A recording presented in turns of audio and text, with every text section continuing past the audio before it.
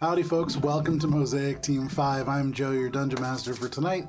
And joining me are my friends, Dan, Kara, and Ari.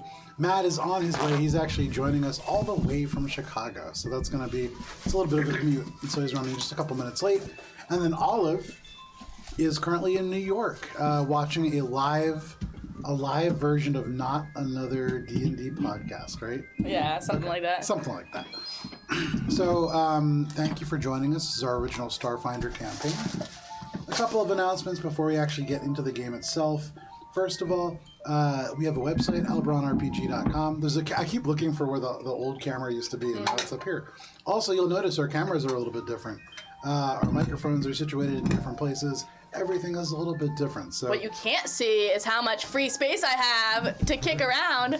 I wish I could show you. I can show you our combat camera is new and improved. Yeah, where's the upskirt camera, Joe? Oh, sorry, I haven't put. Yeah. I'll talk about that when we talk about bits and channel points. But we have a new combat camera. It's significantly improved. You can actually see stuff on it now. I think at the moment you can kind of see the beach and everything. But all that stuff and more really comes from people like you helping us out. You can do that in a couple of different ways. First of all, through channel points. Channel points are things that you accumulate just through watching. You can use these to directly impact the story, especially the Junk Falls Will Always Be Junk storyline. Currently, you can bid on one of two different rewards, one of which will aid in furthering the cause of Junk Falls Will Always Be Junk, putting the town of Junk Falls back into the hands of the Yosoki folk that it belongs to. The other option will invest in a colony ship for this very same group, getting them somewhere else. Different ways of preserving home. Those channel points will impact the storyline. We've seen that happen in multiple ways. You saw Ari's little sign. There's also all around the studio that you can actually see them, I don't think, on camera anywhere, although maybe back there somewhere. Oh, yours is gone now. Yeah, I know, you can't see it. But there are Junk Falls Will Always Be Junk hashtag, little stickers stuck up. Those are as a result of the bits as well. Of the channel points as well. Bits are something different. Bits are Twitch's microcurrency. You can use those to directly support the stream. Those are actual money, and those really do help. Those are actually the reasons that we have all of these new cameras, is because we were able to get new camera mount things. So thank you very much for that. People like Talon and Phoenix Soldier and everybody else who supports us. It really helps. Thank you. And then finally, we use Sirenscape for digital sound effects, things of that nature. You can hear what is called witch music in the background right now. I can turn it up a little bit. But for this sound effect and more, such as this mildly impressed crowd, or this slightly shocked crowd. Do we have the thing when people kiss and they go, You know what? I actually did for a while, but I took that one off because I was getting that and the ooh confused. You gotta bring that back. Yeah. But all different kinds of sound effects you can have on Sirenscape. Digital tool set for Dungeon Masters, for people who MC birthday parties, There's for plates, so you don't have to put it on your computer, my friend. educators. Oh yeah, don't put pizza on your computer. That's fine. That's the craziest thing I've seen all day. Wow. Okay. I'm gonna get weed in there all the time. And with that, I know, but you're using your laptop as a plate. You've never done that? I don't use my keyboard as a plate. Crumbs go in there, man. You know what's nice, though, about it? I bet it keeps your pizza warm. Yeah. That's true. Okay. And with that, I'm going to get us into a Stop recap. walking And I around. believe. What is the CD tray but a cup holder? Oh my God! Let me tell you, when I worked in IT, one time I got a phone call, and it was this guy, and he was like, the cup holder on the computer closed, and I lost my paper. Can you come and fix it? And so I went to this dorm room, and they had put like a styrofoam cup of coffee into the CD tray, and after like 5 minutes, it closes automatically. It crushed the styrofoam, the coffee went into the computer, and it shorted out the computer. And I was like flabbergasted by this. And he was like, so can you get my paper, or like what? And oh my God, I was infuriated. But anyways, working in IT, definitely don't miss that. I hate you so much. Or an old person? No, it's only like a college kid. This was like a college kid. College kid who lives in a dorm room. Yeah, like a 19. Right. Yeah, it was a child. It was a child. Certainly was a child. Okay, so let me get us kicked off with our recap. Mosaic Team 5. Last that we played, all of you took some time to recover from the events of your lockout tournament, having had an initial first lap that resulted in Spice shooting down several craft, many of you finding success in various ways. Can the volume go down a little? Gotcha. Finding success in various ways. However, ultimately, a shorting of one of your opposing craft systems resulted in one of the ships slamming into a boulder, causing a fiery explosion and wrecking the leg of one of your opposing racer's legs. With the onlookers gathered on the beach filming this, and you can be sure this is definitely on the infosphere at this point, a group of paramedics brought Eddie away, and all of you were left on this beach to figure out what to do next. You didn't engage in really any kind of damage control, but rather decided that you would pursue a couple of different options to prepare for this party this night. A party that you were all purportedly throwing for one of Bubs' friends in the community college, though very little of this had anything to do with him. You asked him for nothing but to provide alcohol for this party. You went about your various tasks, finding party favors, decorations, a little bit of food, and then at the last minute you decided, mostly Bubs decided, to pivot and change the theme of the party from bounty hunter, or from just a regular beach luau party to a bounty hunter themed party, in order to deal with the prospect that Diego may show up and challenge Spice to some kind of confrontation. Now that you had decided on a theme, you of course all changed into appropriate costumes, with Echo deciding to wear just a different version of shorts and a t-shirt, just beach attire version 2.0, the typical beach bounty hunter that everybody of course is familiar with. She had a sticker that said, "Hello, I'm a bounty hunter." That's true. So like, it was a bit obviously the best costume. Literally, probably. Yeah. As the rest of your costumes, very different.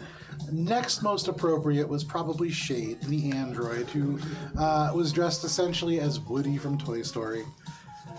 From there, it went progressively downhill. Gibbs, you are a ghillie suit, and rather than be involved in the party directly, you went and parked yourself in the forest, just hunting partygoers, apparently. And then, Spice, instead of any kind of meaningful bounty hunter, instead wore a leather dominatrix outfit with a rabbit mask, and I believe a whip. Yeah.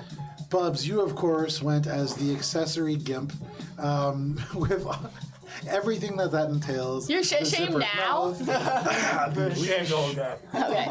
Yeah. And as you went to this party on your way, you realized that this was a party that you were throwing for the people that you were trying to have a normalized school experience around. This dawned on you as people from your community college poured out of their cars in the parking lot and approached you asking what it was that you were wearing, after initially being muffled by the zipper on your gimp mask. They would have thought that I was a biker until Spice totally blew the cover. You had your debut as Subman, the leather-clad, order-taking Little bitch. hunter. Little bitch, I like that, yeah. Nevertheless, all of you found your way to this party, waiting for Diego, this bounty hunter that you had run afoul of, or Spice had run afoul of, a few bounties back. When he arrived, through a combination of cunning and a little bit of bullying, subtle manipulation, you managed to encourage Diego around to the back of the party, behind the boulders that seemed to almost hug this cove. In an area that was completely encased with palm trees and ferns, you held this unofficial fight club with Spice and Diego engaging in a fists-only brawl. In the midst of this exchange, Echo, you were the only person who stayed behind at this actual party, watching the chaos unfold, people beginning to get drunk and jump over the bonfire. You watched as somebody unknown to you, Celia Sweets, an NPC that you played at one point during a Gibbs scene, as they began to document the elements of this party, you saw a disturbance within the water. And as a massive creature with green skin and tentacles arises from this water and storms up, standing toe-to-toe with Celia's suite, that is where we are beginning tonight. Give me just one moment, and I'll pull up our combat camera and give us some more appropriate music. What did I want for combat? Rock music. That sounds Huh? Is that Oh, that does sound like Matt. cool? It's a Matt scramble. Ooh, I like this. This is good. Ooh, I like this. Yeah, I love the heavy metal. This is like some Advent children music. I don't know what that means. It's Final Fantasy VII. Ah, there you go. Oh, Yay! look at this. It's a Matt. Oh, boy. Welcome, Just Matt. in time. I just flew in from Chicago, and boy, are my arms tired. I can tell you're so windswept. Waka waka. All right, welcome, Matt. That's for you. Hello. Oh, see, I just want to make sure. What do you need? All of I got it. I need Can you grab this everything. real quick just to make sure that you're on the camera? Now that the cameras are all different. Oh, look at everybody. that. Beautiful. Hi. Thanks. This is That's nice. We need to change our little. Oh, thank you for this pizza Oh, as well. yeah, right, because I reversed them. Totally forgot. Okay, good to know. Next time. There's Oh, no yeah. You characters changed all in of our the- cameras. Okay. So, Matt, to catch you up, I was As- like, I'm kind of there. as you all engage in this fight club behind these rocks, this creature emerges from the surf. Echo, you are the closest to this creature. Behind you, people begin to run, dashing away from the fire. One of the kegs is knocked over into the sand. You hear this big shoom as it like begins to pour into the sand. As this creature rises up, you see first one, then two, then maybe 5 or 6 of these massive tentacles begin to lift out of the ocean, squirming. You see these eyes, 3 of them, drifting across in different directions, and they seem to be searching for something. But what are you doing?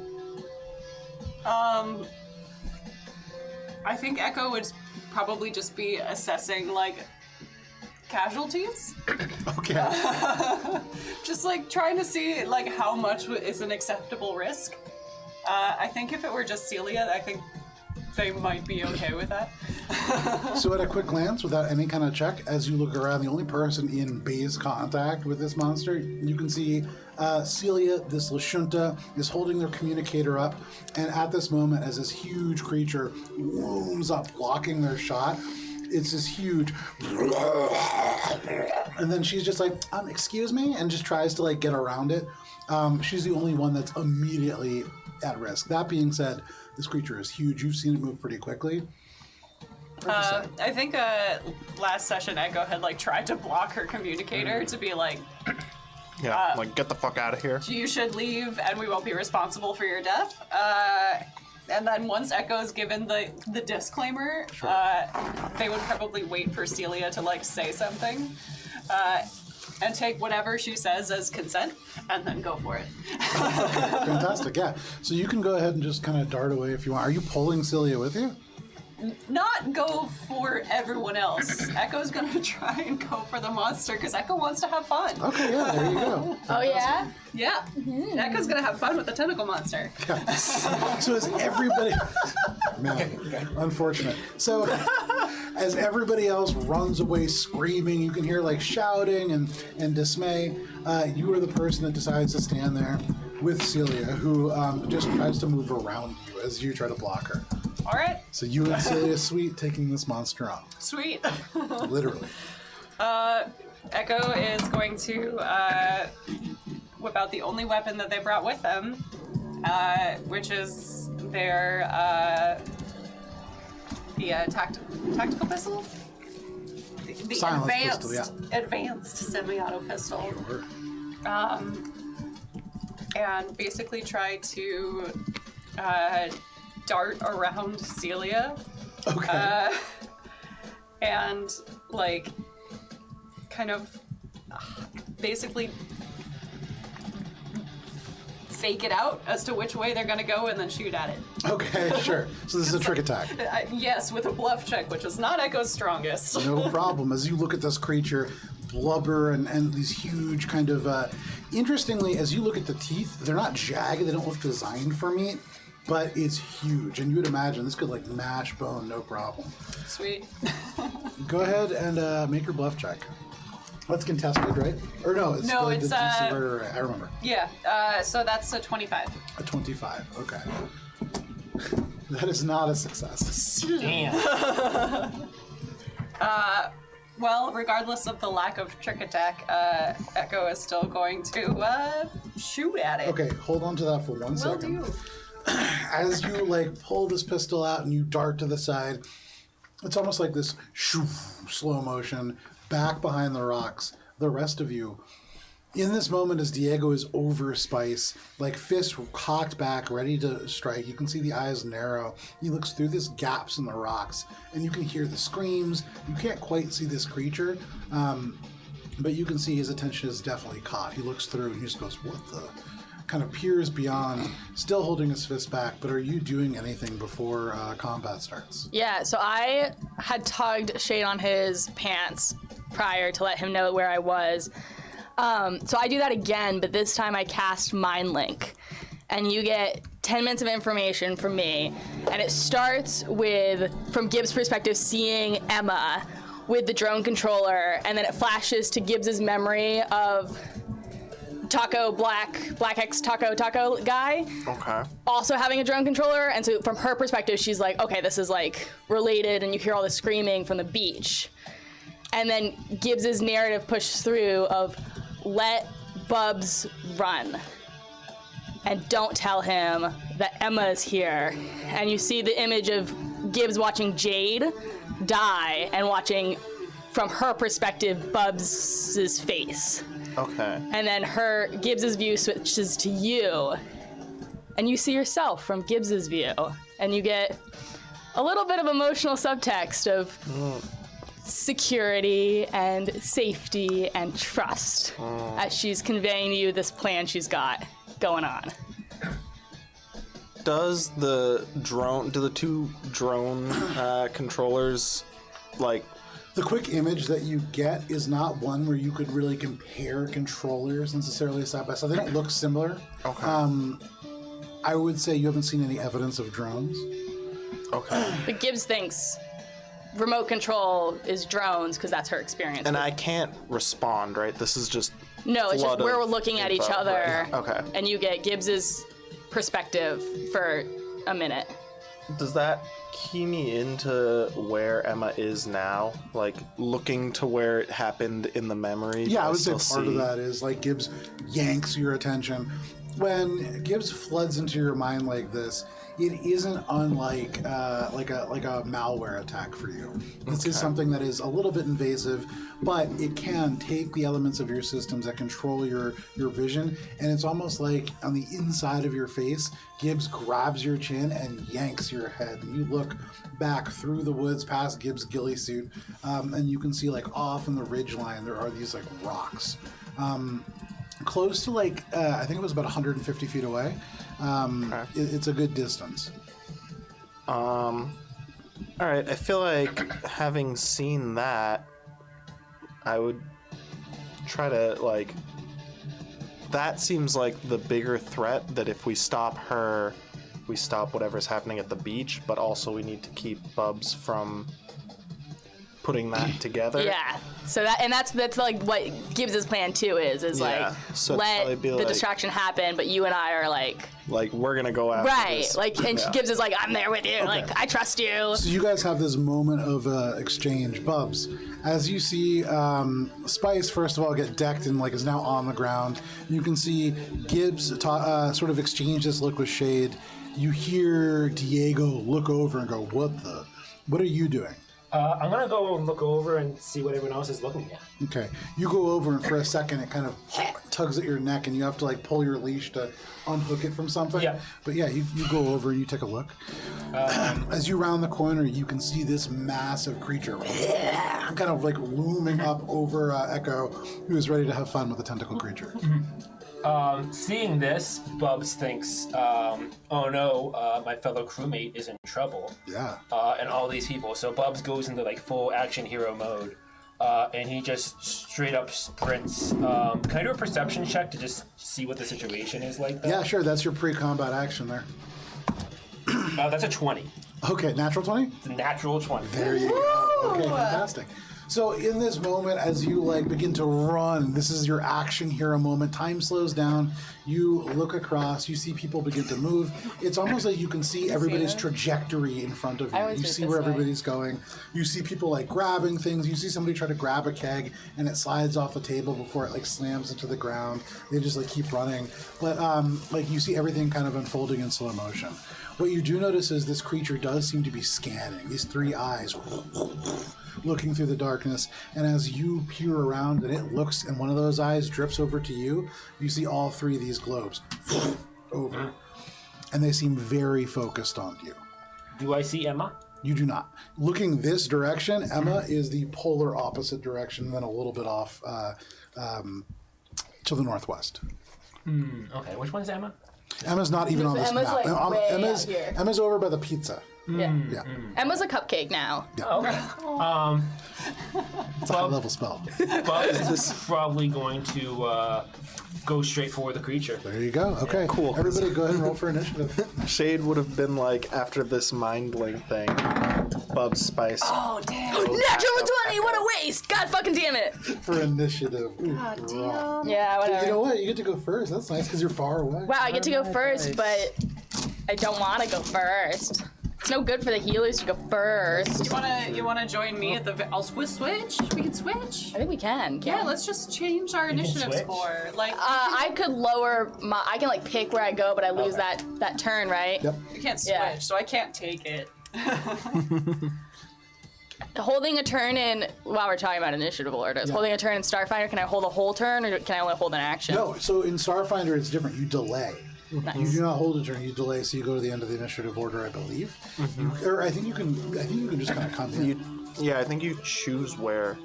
but you can't like break up your turn. So you're when you You would take delay your whole turn. Exactly. Yeah. Cool. Okay. So no problem.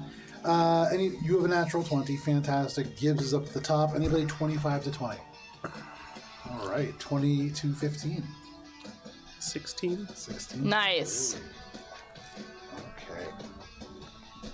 15 to 10. 15. 10.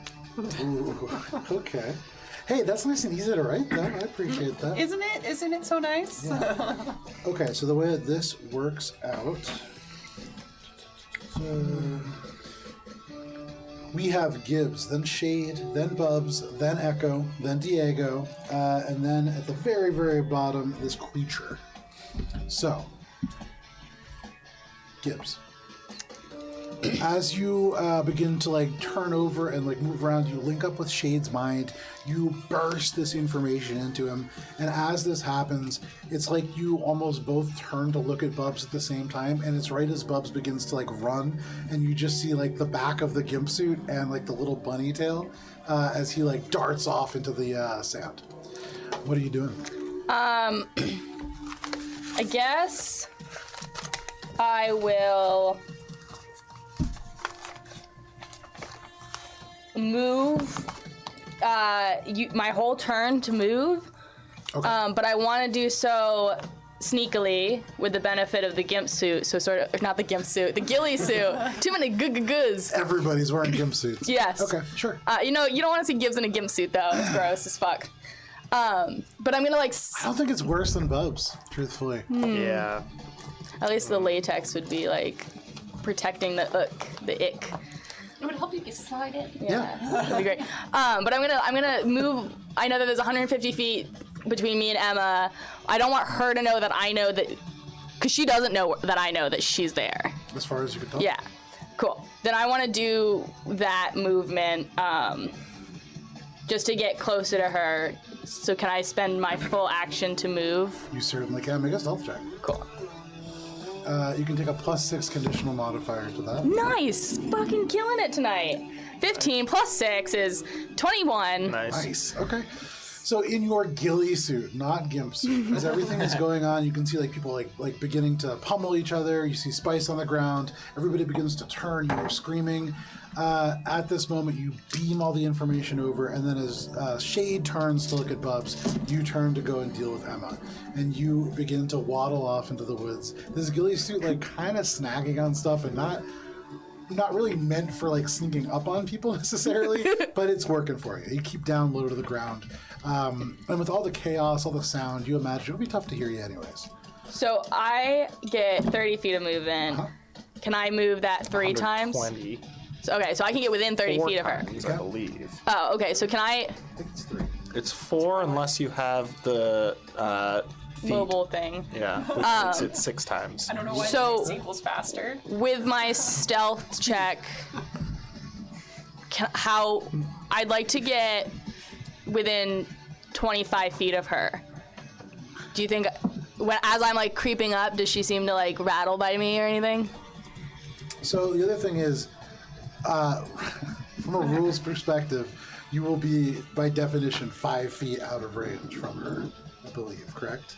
It's 30 feet, 30 feet. I can go- 120 feet total is Right. the max that And you so can. she's Oh, is the max that I can 150 go? feet away. Oh, okay. Then that's fine. Okay. Then yeah, I need to be 30 feet for most of my abilities, but a lot of my abilities I don't need to be within 30 Okay, feet. yeah, no So like worries. that's perfect. I just No worries.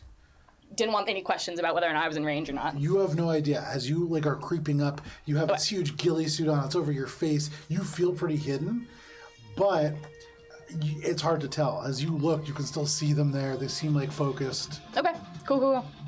Then I'm good. All I want to do is move, I guess. There you go. Cool. No problem. That is your turn. That is going to bring us to Shade. Shade, what do you want to do? Initiative. For Free action, going to say to Bubs, like, while Bubs is already running off, like, go back up Echo, which he was already going to do, so great. And then I am going to follow Gibbs, but rather than going along the ground, kind of, if this is Emma and Gibbs is going this way, gonna kind of flank around the other side by jump jetting through the trees Okay. to try and stay out of, like, line of sight that way. You imagine jump jetting through the trees at night is not going to be a stealthy process. Okay, then stealthily moving my full movement. Okay, no But problem. thematically jump jetting through the trees. Make a stealth check. Those are not really compatible things. Still. So I'm just like It's the Iron Man, like, thematically, I'm gonna bang my head against this wall. Can I do that? You can do anything you set your mind to. you can only do what your DM says you can, though. You can do anything. Well, you can try anything. That's- What do you got? Stealth is a 24. 24. Okay. So you begin to like run through the forest. You go the opposite direction of Gibbs, or at least where you imagine Gibbs to go. You can see like moving brush and trees, but Gibbs is pretty hidden. You begin to run the opposite direction, and as you move through the low brush and the aloe plants, you look across. You look for this person, and your full movement is the same, 120 feet. Yep. You think about jump jetting through the trees, then you realize the ignition of these jets will give you away almost like immediately. And so you don't attempt to do that. But at the very end of this, if you want, you can kind of make like a little leap and get a little higher into the trees for a line of sight. You Yeah. look out across, and I would say at the very end of your turn, as you look, you do see it appears that this vaguely feminine version of Bubs is looking back at you. So she saw me. She saw you, but she didn't see me. Okay. Well, that's okay though. We're team. We're Yeah. here. And anything else? That is your turn? That is full action to move, right? we go. So Bubs. Fully gimp suit clad, you dash across the beach. What do you want to do?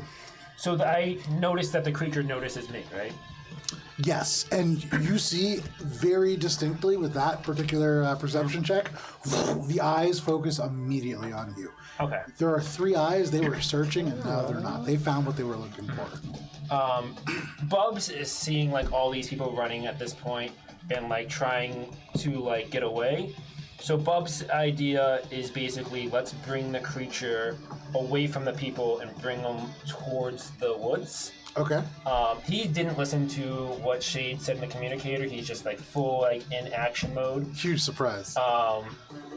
So he's going to stand up. I'd probably say where am I? Like right here or there? Yeah. So you are exactly where you are. Okay. Placed to that. I'm going to pick up like a rock and Okay. throw it at the creature, Sure. and I'm going to yell, "Hey, you big ugly thing! Why don't you try getting a piece of old Bubsy here?" Okay, you shout out your real name across the space. Go ahead, and I would say that can be a. No. We hear it echo and we're like, fuck! Yeah, Da da! that's a bluff check. Oh, is it bluff check? Yeah. Okay. That is a 19. A wheel was redeemed for Daniel Danielson. Okay. What was that? 19. A 19? Okay. So you yell, "Come over and get to old Bub," and then all of a sudden the creature goes, and you can't hear yourself yell out Bubs. And That's you'd good. imagine your cover not more blown than it already was. Yeah, Bubs was not thinking about his cover and totally just like. Another big surprise. So, no problem. You yell that out. This creature, certainly, you feel the momentum of this thing shift in its direction towards you. You'd imagine that's successful. Okay. Do I have any more actions?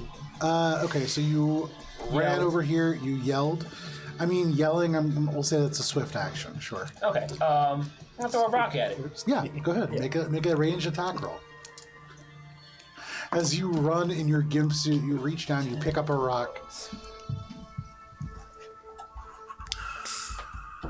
So This will be a quarter. I think it's a that is a 19. A 19?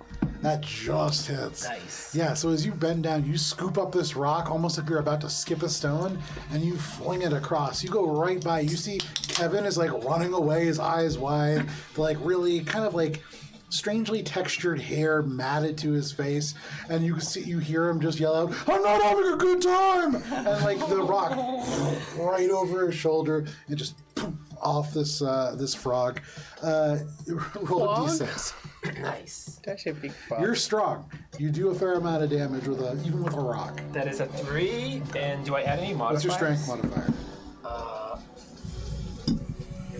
4. 4. Awesome.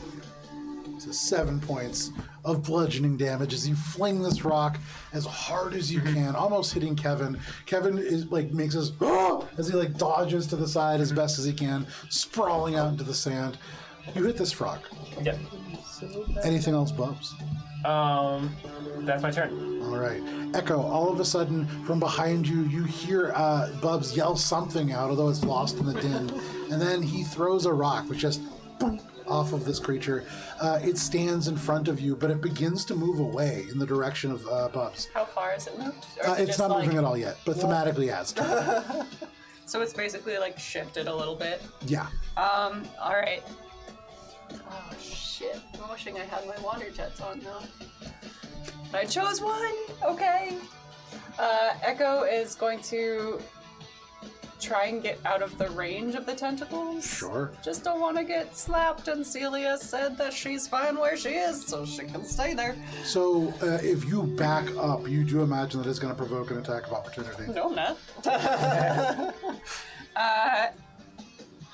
Hold please. Hold please. I Okay. think I'm confusing this character with another character as far as what I can do. Too Monks. much D&D problems. Monks are able to hit and back away. Rogues as a bonus Do we know action. which Swashbucklers. which Any rogues, is a yeah. game, which power Emma supposedly Okay. has? Yeah, we do. Wait, can you remind Ariana, because Gibbs would totally know? It's confusing what evasion It is in the group chat notes. All right. so- If I were to move around No, this in-game thing, chat would that notes. provoke an attack? As long as you don't leave its striking range, Cool. How deep does this water get out here? it's still shallow enough that you can stand. And so going out, I would say probably close to like 40 or 50 feet out. It's almost like a sandbar. Oh, awesome. So That's like one waist of those deep, like forever beaches. Like Wingachi. yeah. About like 80 feet, yeah. All right. So Echo's gonna go. Is this still in? That's like Yeah, you're fine. sweet. Echo's gonna go behind and try to very quietly, very stealthily. You know, because stealth is a thing. Make a stealth check. Matt, did you If find you're it? trying to trick attack I know using what it stealth. Yes. I'll text you. Just want me to tell you. Again, I would love for sleight of hand to be part of the trick attack thing, but it's not. Yeah. That's a 26. which A I'm guessing 26 is pretty good. It's still a failure. It's But, not high enough, but it's pretty good. What as you like run through the water, you dive under, getting beneath the darkened waves. You like imagine that you're pretty hidden. You pop up behind the creature, and it's not looking at you. So it's not really an issue of it not working. It just doesn't seem to really care. Of course not. Well, still gonna shoot it. There, go ahead. That's no good. Echo's used to people not caring about their feelings. So that's 23. 23, and that is against KSA or ESC. KSE. That is a hit. Sweet. I wasn't expecting that. We want that d6 and this d6. So popping up from the water as you pull the trigger on this weapon, I believe for the first time, it's quiet. This is a very quiet weapon, and so it's almost like you're expecting this like very similar little pop from the same kind of pistols that you've been using. This one's much more powerful. What was that? That's a 5. 5. Because I rolled a 1. Well, you know what? Every little bit Oh, counts. sorry, 5 plus. That's a 7. That's a 7. Hey, now it's double the amount of damage it had.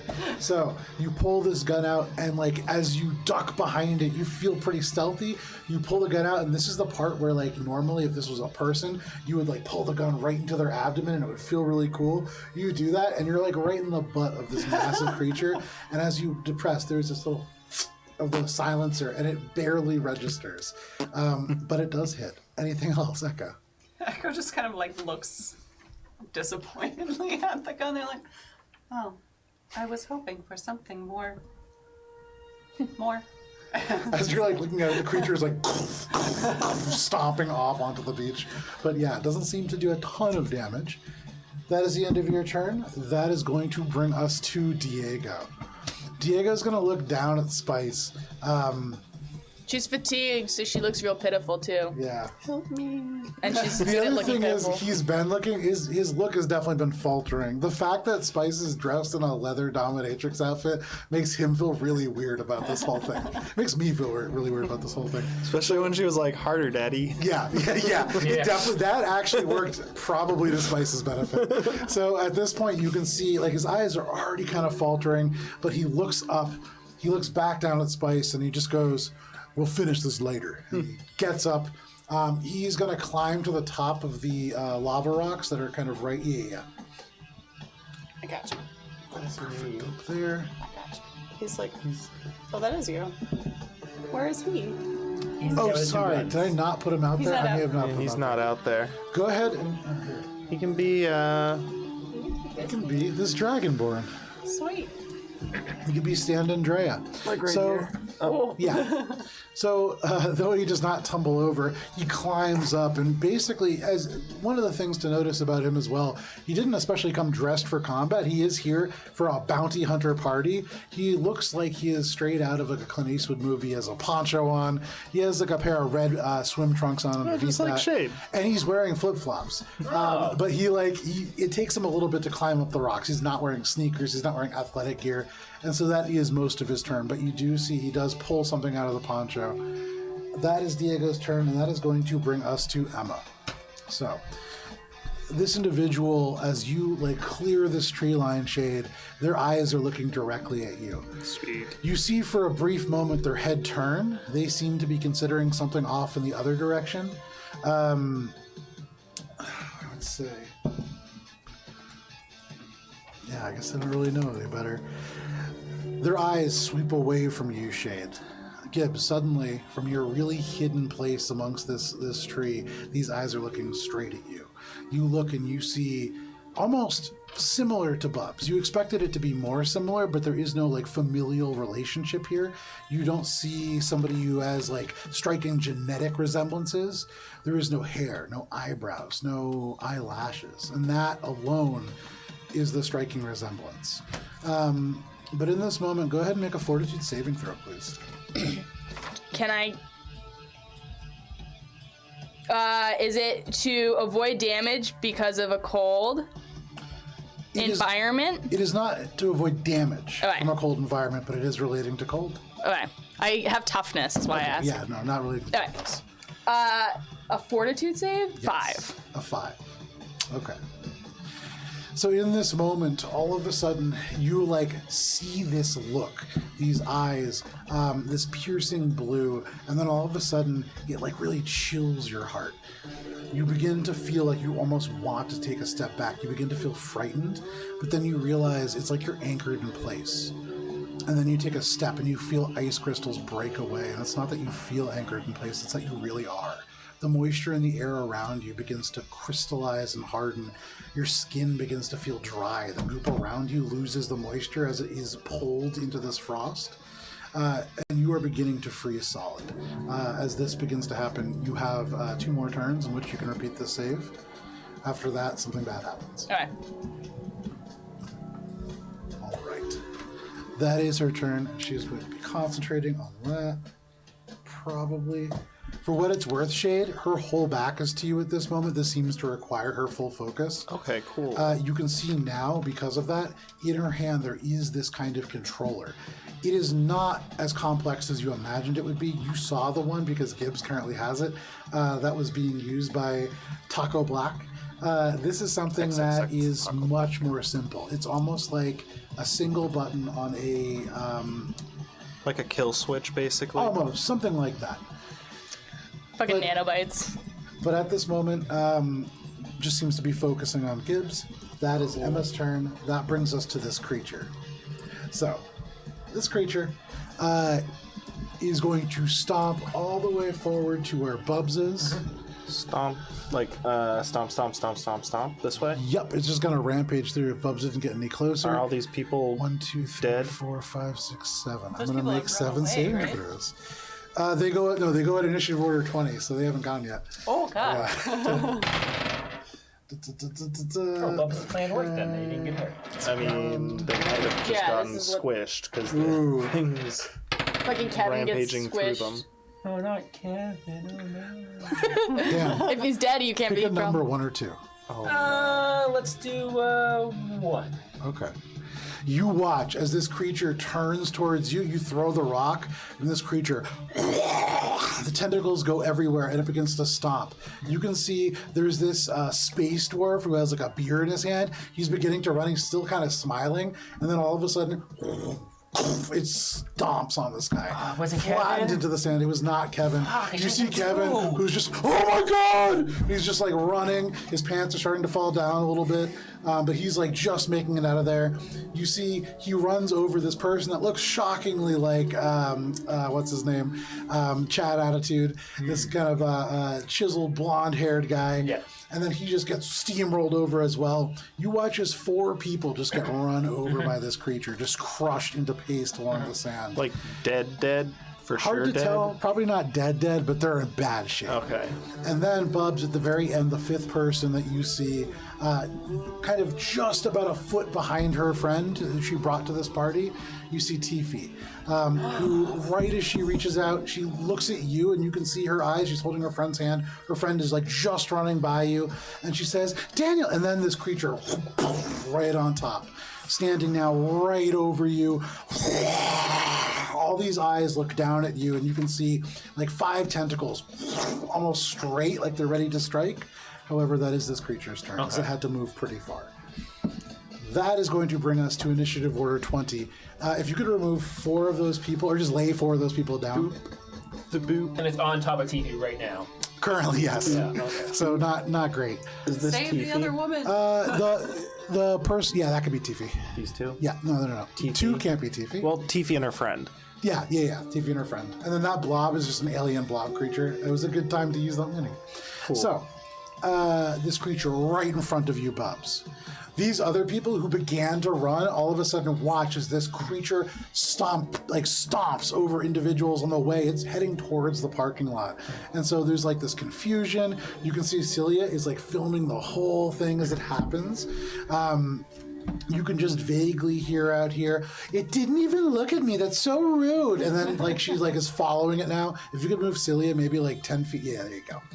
But she continues to film. This is the person where like everybody's always like, "How come you're not helping anybody?" There's like people groaning on the ground. I'm helping by documenting. There are people like bleeding into the sand, and she's just sitting there like, "Oh my god, I can't believe How does it feel to be bleeding out? I'm bringing awareness to the situation, guys. Would you like to donate?" But yeah, you can see she's just like filming this whole thing. The rest of the crowd here is going to tuck themselves and run along the other way. Yeah. And they're going to get most of the way off the board. You can see they are like running along the beach. Interestingly, they are heading in the direction that eventually will lead them to that laboratory, to the area that kind of connects with the beach. But they begin to run. Oh my god, thoughts and prayers, guys. The only one who's not running is Celia, who is dead Did we set on plan this documenting party this. next to the laboratory? Yes. Like really close. Yeah. Why? Because it was secluded. You literally did reconnaissance while you planned for the party. Yeah. This brings us to Gibbs. Shade, you're on deck. Bubs, you're in the hull.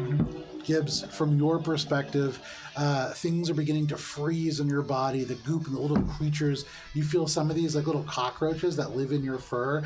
Like this little family that's just slowly been building their way up. You know, they started right around your midriff and they've risen all the way up to your shoulders. They've fought their way through the economy. Yeah. No, now it's But an ice all of a age. sudden, you just hear, like, you feel in your mind, "Daddy, no!" As like, it just explodes. This is, you know, going to become something very serious very shortly. At the moment, I would say, Gibbs, for free, make a mysticism check. Oh, yes, please. Free. Fuck. Oh, count it. No reason I shouldn't. Except for the fact I don't like the number on it. 14 plus 8 is 24. Looking at this now, as you lock eyes and you can see, she's not smiling. This is like an almost expressionless face. There is like a focus and an intensity. It's probable that you are right on the cusp of like the edge of where she can have this effect. And so you are close to being able to break out. You feel like should this go on any longer, you're looking at effects like your movement slowing down, things like that. It'll be much harder to get away. Is it a action to try and break out? No, you'd imagine that you were going to make the save again at the end of your turn. Then as she's looking at me, I channel all the things that make Gibbs warm and fuzzy, because she is kind of that warm person, and she instinctually goes to the opposite of the bad thing she's experiencing, and locks eyes with her and is going to mind thrust into her all of the things that make Gibbs feel loved. Warm junk, good pizza, Eating cheeseburgers. like that she can still feel the pizza boxes in her cheek, like her belly is warm for the first time, not the first time, but like, you know, like exponentially so. Making Bubs uncomfortable. And I'm gonna mind thrust her. She needs to make a will saving throw against my first level spell slot, which is 15. Yeah, let's get it. Sharpening noses. That's 27. She still takes half damage, Sure. so I will give her that much. I have just a gift of kids sharpening knives. 8 plus 7 is 15 divided by 2. 15 divided by 2 is 7. Okay. So you reach out with your mind and you like mind thrust the sensation of warmth and pizza and grease. And just in places that life forms, there is always some kind of warmth. Even far away from the sun, life finds a way. Around thermal vents. That being said, it seems to almost have no effect. This is not a mystic. You've never really encountered somebody like this. Similar in a lot of physical ways to Bubs, but the way that whatever their ability manifests, you've seen Bubs like basically punch holes through concrete and steel. This individual, not quite like that. It's a different kind of power. And I'm gonna tell her, I'm not scared of you, because I don't need to be hidden anymore. And I'm gonna try and break out of the ice thing. Yeah, go ahead and make a. Okay, 1 second here. That is a fortitude saving throw. Yes! Yes. 18. 19. Because of my ring of fortitude. Is it really 19? It would be 18 because I only have a +1 because my constitution's bad because I'm smart, not strong. But with the ring, again, saving me by the skin of one. by the skin of my That is teeth. a save. So as you think of these warm thoughts, this ring seems to almost grow brighter and warmer on your finger. The memories of receiving it seem to almost provide this little extra bit of warmth. You remember receiving it as a gift from Spice, and then all of a sudden, it's as if the ice bursts away from you, and you hear again, "I'm okay, son," and like the little cockroach squirms to life. Everything is okay. You break free of this ice. You feel it's like the moisture returns to the air around you. I sweep up on my chest and raise the little family to the shoulder. Okay. Like, you've earned it. Yeah. But the little cockroaches are safe. Anything else? That's the end of your turn. No, I can't move, right? Correct. Cool. I'm good. That brings us to Shade. Cool. I'm gonna use my exocortex to overload the button, Okay. and then I am going to myself. How far away is she still at this point? From where you are, Yeah. assuming that you move the same amount as Gibbs did, then probably about 30 feet. Okay, so I guess I'm gonna close the gap first because I can't break up my movement. Okay. Closing the gap, firing my gravity pistol to pull her away from Gibbs and towards myself, Sure. and then overloading with the exocortex. Okay, so go ahead, make a shot with your gravity pistol first. You have to explain it in the worst order. Sorry. You have to make it 1d1. That's 1d5 That was hard when you plus said that during 26. 26. Sorry, 27. No, 20 sorry, 26. 'Cause 26 hits. Finally. 27 also hits. So, no problem. You pull out your gravity pistol as you move closer to this person. You fire. There is the poof of energy, and she is yanked closer to you. So actually, having moved her 10 feet towards me, she's now within range Correct. of overload, so can I not use my movement? Yes, that is Okay. why I said you want to make that Cool. roll first. Yeah. Yes. Cool. So then, yeah, now overload, and the text of it is, I believe she can make a reflex save, if it's something that's in her possession. It is. All right. So let me see. She just holds it above your head. Pretty good. Yeah. That's a 24. That is DC 10 plus. Sorry, I need to figure out the DC of it because it's. Can she choose to fail? It doesn't say. Probably. It's if you use overload on an item or armor upgrade in someone's possession, the owner can attempt a reflex saving Can. Can throw. attempt. Okay. Can attempt. She's going to choose to fail. Oh, okay. That's not good. Apparently the So in button's this not that moment, as you important. pull her with this gravity pistol, she is yanked from the bluff of this rock. She kind of stumbles a little bit, and as she hits the ground in this like beam of moonlight, you can see, very similar to Bubs before he donned the gimp suit that made him Subman. She is dressed in what is essentially a white shirt and gray pants. Very, very standard looking clothing. And you can see just completely bald. As she hits the ground, you reach forward with the exocortex, grinding into the machinery of this item. And as it begins to spark and puff, you can see she looks down at it. She looks at Gibbs for a second. She looks over at you, and she just goes, "Idiot." Are you doing anything else? I guess as my move action now. So it's just a short. It's not gonna like break the thing, for the record. Yeah. Okay. Shorting things does break. No, it's specifically for one Shorting turn. and Starfinder. Yeah, is it's different, but specifically yes. for one turn. It's not, or for one round. Makes it non-functional. But then I'm gonna use my move action to pull out my No, I'll dual wield these. So Okay. I'll keep the gravity gun, but I'll pull out the laser gun that I have. Sure. Offhand laser gun. Pistol. Yeah. No problem. That is your turn. Yeah. Okay. That's it. Fantastic. That is Shade, sir. That brings us to you, Bubs. Okay. There's a move called reposition, a combat maneuver. You change the target position to a different location still within your reach. Is Tiffy under the monster at this specific moment? Yes. I would like to cast it on her. Okay, no problem. Yeah. So as you Would she allow me to do that? She has no choice in the matter. She's Okay. unconscious, so she's not. She cannot be a willing participant. If she needs to be like a willing creature, she can't be. Okay. But if it's just a target, then no problem. So Yeah, no, so just it happens then. as this creature like bowls over her, it's less that it stomps on her and more that the bulbous mass of its stomach just rolls her down and crushes her into the sand. It sits there,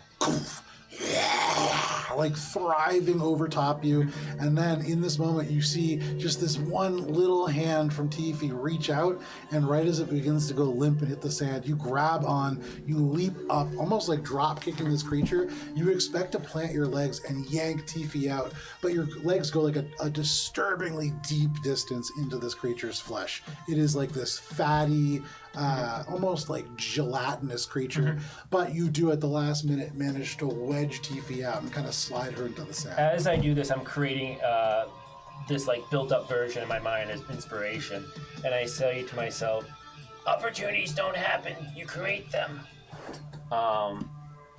And with that, I'm going to like push Tifi to the side.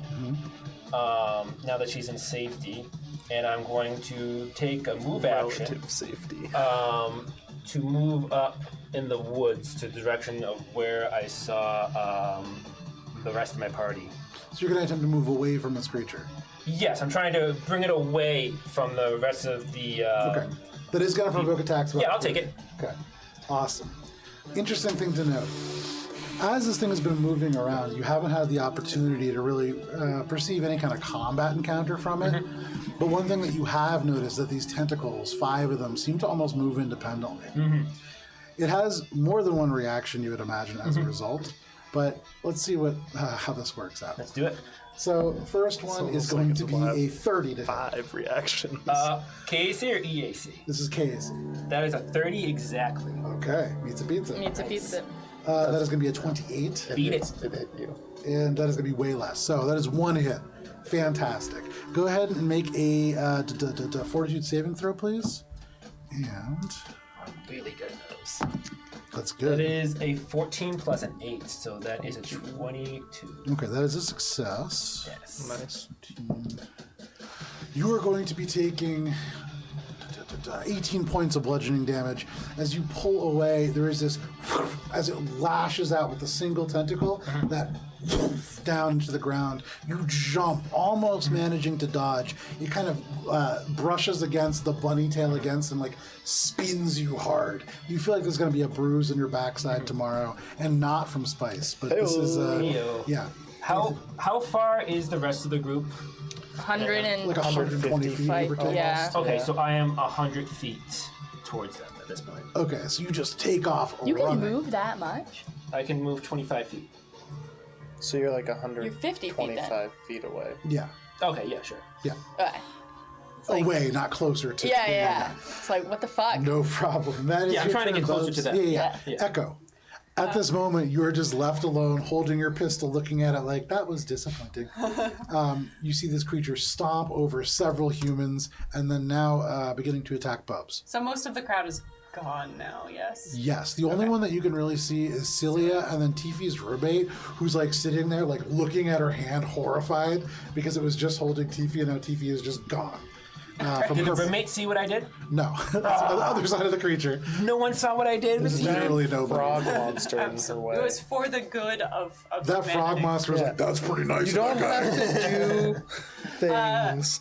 Echo's going to supercharge their weapon Sure. and rush past Celia, and just as, you know, a free action which you have is combat banter. Sure. Echo's going to rush, as they rush past, just be like, isn't this a fun show we are putting on? Ha ha. There's the damage control we've needed. Yay, Echo! Okay.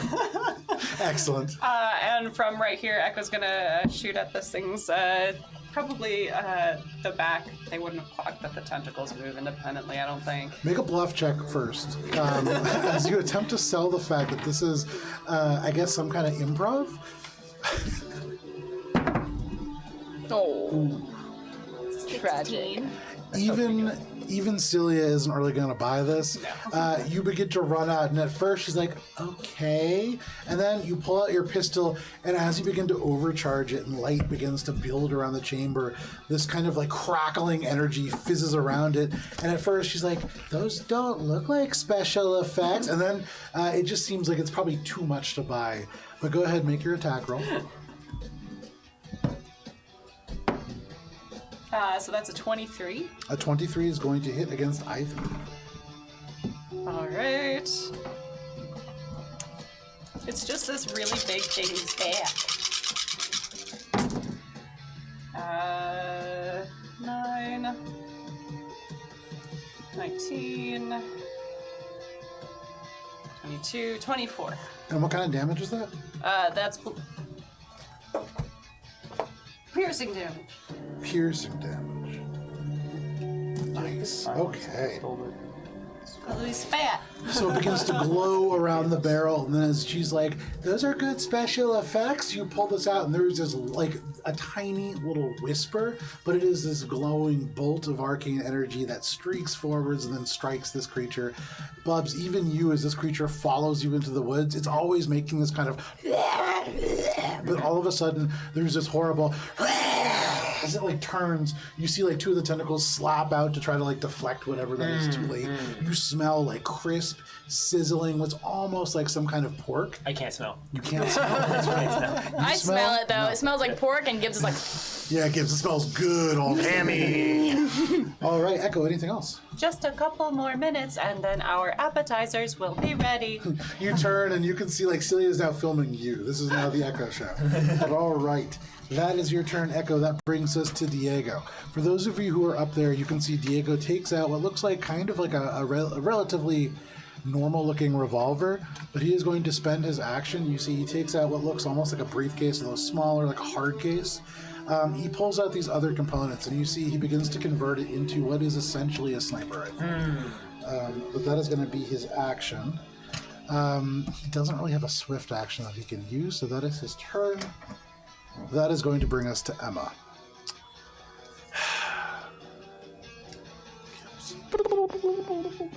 It's hard. It's hard. It's hard to tell. It's so cute. Hard to hit a moving target. Fair enough. You see, she holds on to this little remote control looking device. She looks at you and drops it onto the ground. You can see it kind of like fizzes a little bit, or like has little sparks that are going off of it as it overloads. And she just looks and she says, I wanted to do this anyways. She steps on the remote, crushes it into the ground. She turns and you watch as she just begins to run towards the woods. Attack of opportunity. No, I'm not within range. Because you pulled her to you. But I was still 20 She's still feet like 20 away. feet away. Yeah, she was still 20 feet away from me. Does So she she run runs- towards the beach or to the lavatory? Towards the laboratory. Yeah, certainly. However, that is going to be her turn. That brings us to the creature. Bubs, this creature is going to follow you. How far away from it were you able to get? Only like 20 feet? 25. Oh, yeah, no problem. Yeah. So it just goes squirming after you. Echo, you see like two of the tentacles still like, they seem to almost be like flicking in your direction to try to bat away anything else that's coming at it, but it disappears around the rock. Bubs, you are now in range for this creature to actually take some attacks against you. So first, tentacle number 1, that is only going to be a 17 to hit. Misses. Next one is going to be a 25 to hit. Misses. The next one is going to be a 30 to hit. Hits it. Yeah. Yep. Whoop. Next one is going to be a 28 to hit. Misses. Oh, that's going to miss by a lot. Okay, so that's one hit. Yep. Man, this guy, you're not helping him out the way I was hoping you would. Oh, that helps out though. Ooh. That is going to be 18, 27, 37 points of bludgeoning damage. That is on 3d10. That is a 999. Oh, wow. Yeah, that is wonderful. All right. That is going to be its turn. You watch as, like, first the one tentacle, and you leap over top, and it slams down right where you were. You taunt it again, trying to, like, pull it off. You see, like, most of Tifi's body underneath now. You have to, like, pull it back one more time. It actually hits you this time, and you go sprawling back. You land, like, hero pose, knee in the ground, like, sliding back in the sand a little bit before you take off running back in the direction of the group. It continues to follow you. Yep. But that is its turn. That is going to bring us to the top of the round. You hear, like, terrified partygoers. For those of you who are back in the forest, you see, like, lights of people's communicators as they use them to illuminate their way along the beach. They're, like, running as far as they can. For anybody watching, I would say actually, Echo, because you're still standing there, Celia is going to get, like, even closer to you. She's basically right on your back now. She's doing, like, this is like the Blair Witch Project, and she's just, like, filming behind you. But that is going to be the bygoers or the bystanders' turns. Personal space. Gibbs. Emma, wait! And I want to sense motive what she meant. I want to sense motive if the harm that's being caused is something she's enjoying. Sure, make sense motive check. Thank you. Yes. Fucking killing it! Sense motive. 26. So as you withdraw your mind from Emma, the last remnants of that mind thrust leaving, you sense that there isn't really an enjoyment of, like, chaos or anything like that, but there is this almost machine-like, not really because you've worked with androids and you're, as much as you call them robots, you know that there's a difference. This is not a machine, this is not a robot or an android, this is a person, but there's an efficiency to the way that they think and that they feel. This is a more efficient way of doing things. She's ice cold. In a way. And so she is just, as she turns and runs off, in her perception, whatever Shade just did helped her do whatever she was here to do faster. And now she's leaving. You can do it that way you will. Yeah.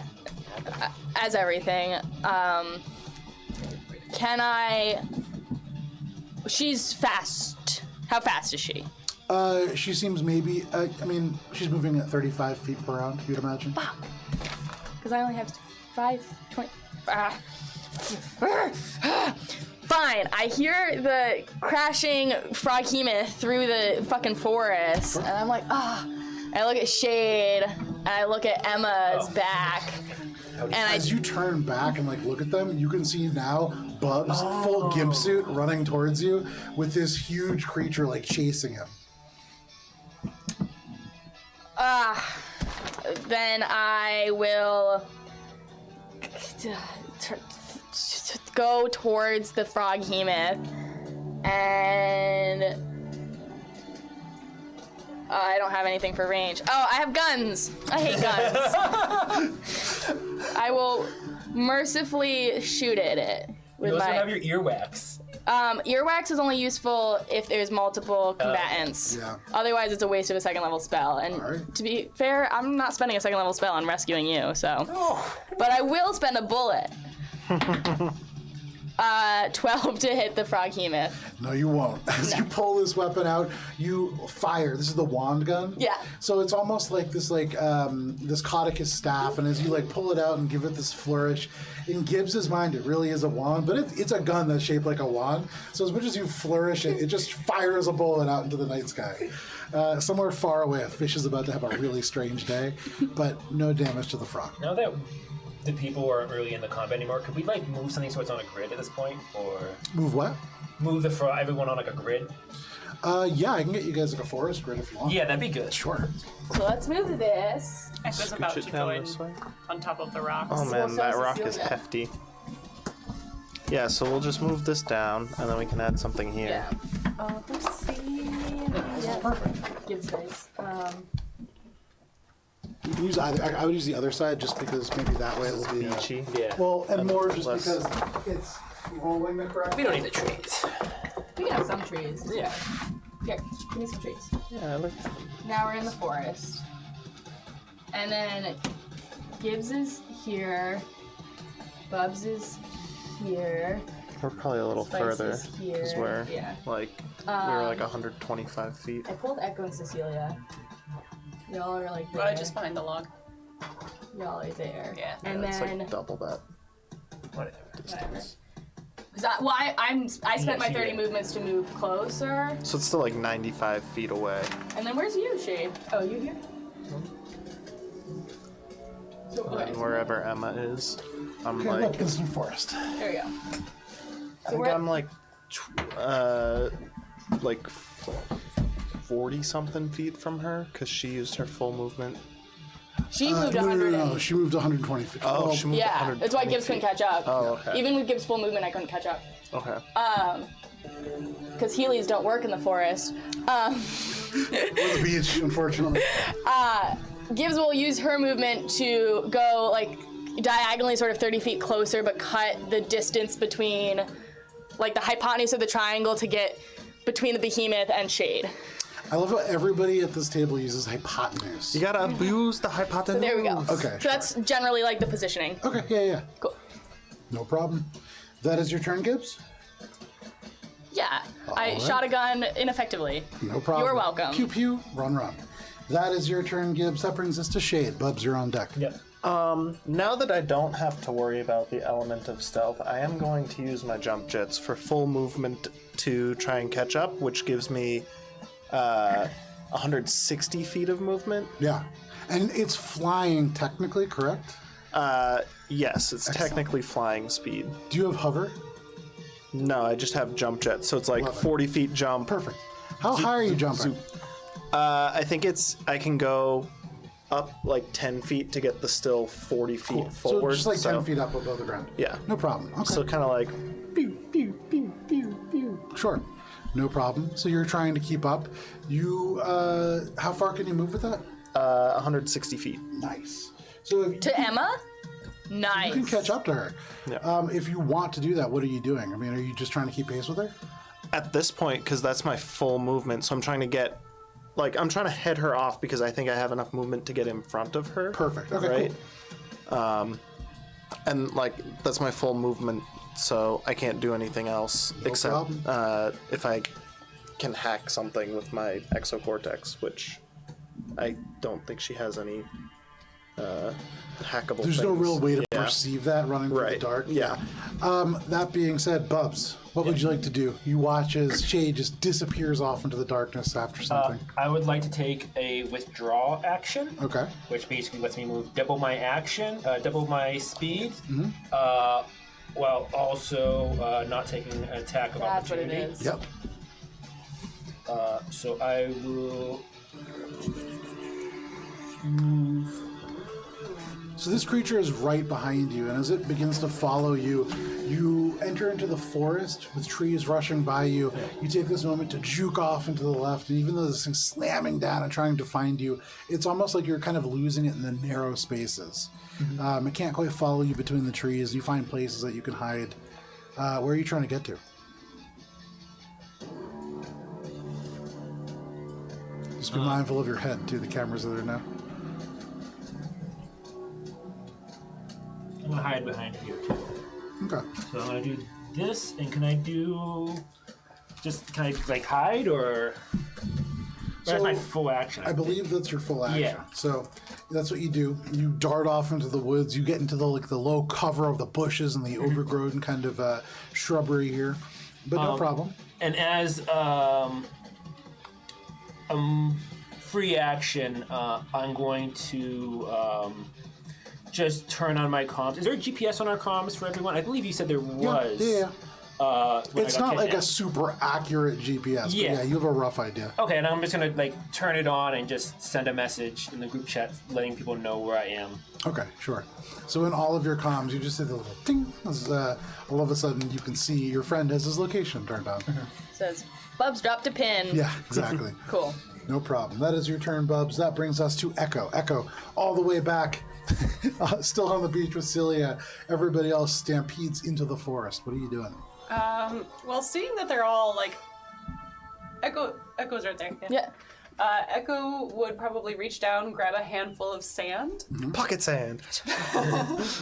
and then run up this rock here, and then attempt to jump onto this thing's head. Okay.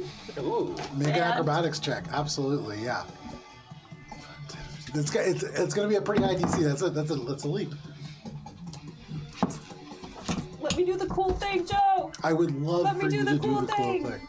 Let me do the cool thing with a 26. With a 26, it's pretty tough. But in this moment, especially with Celia Sweet, who's like filming you as you do this, there's a look perspective cool. of you. The video leader will show you like from behind running up this thing, and then you leap. And from Celia's perspective, it's like you just fall off the rock, and then it's like this creature rises up, and you're grabbing onto one of the central eye stalks, just like riding it on top.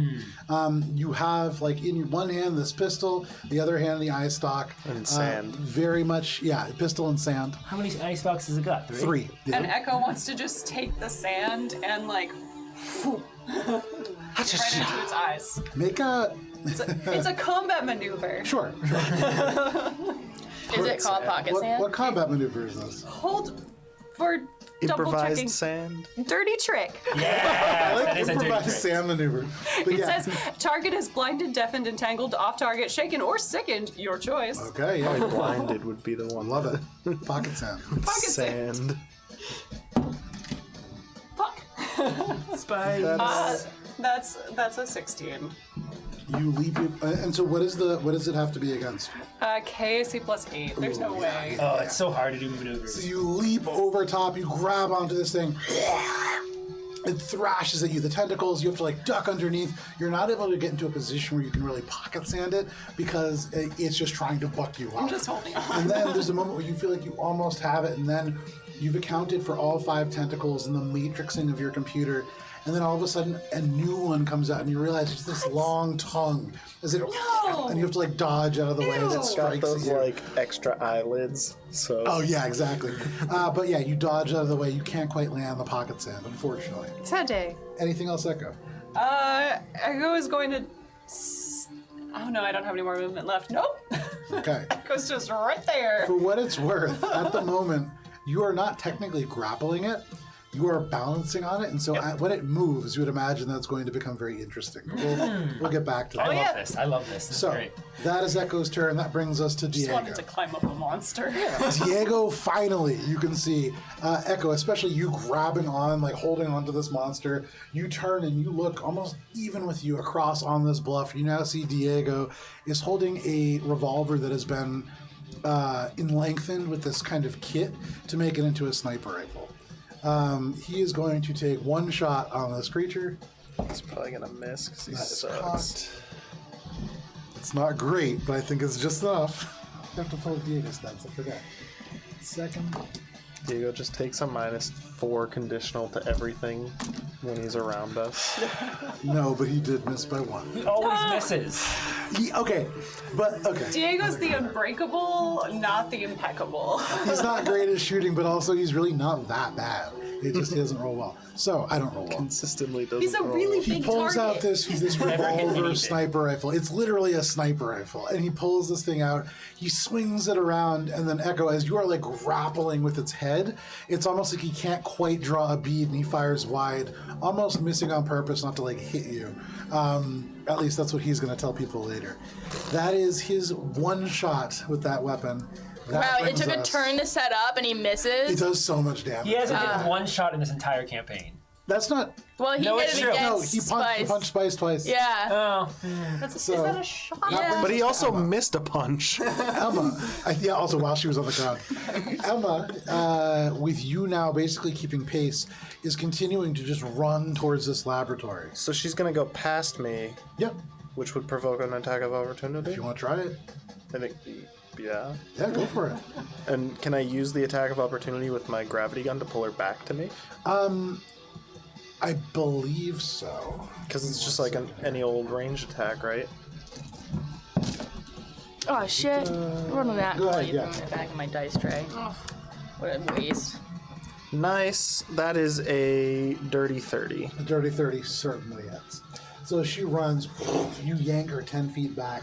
It's almost like she's like moonwalking for a second, and then she continues to move. So does that provoke another attack of Do you have opportunity? another reaction? No. Does it stop her movement though? Because she can't break over movement, Yeah. and you forced her to break Out over of movement. curiosity,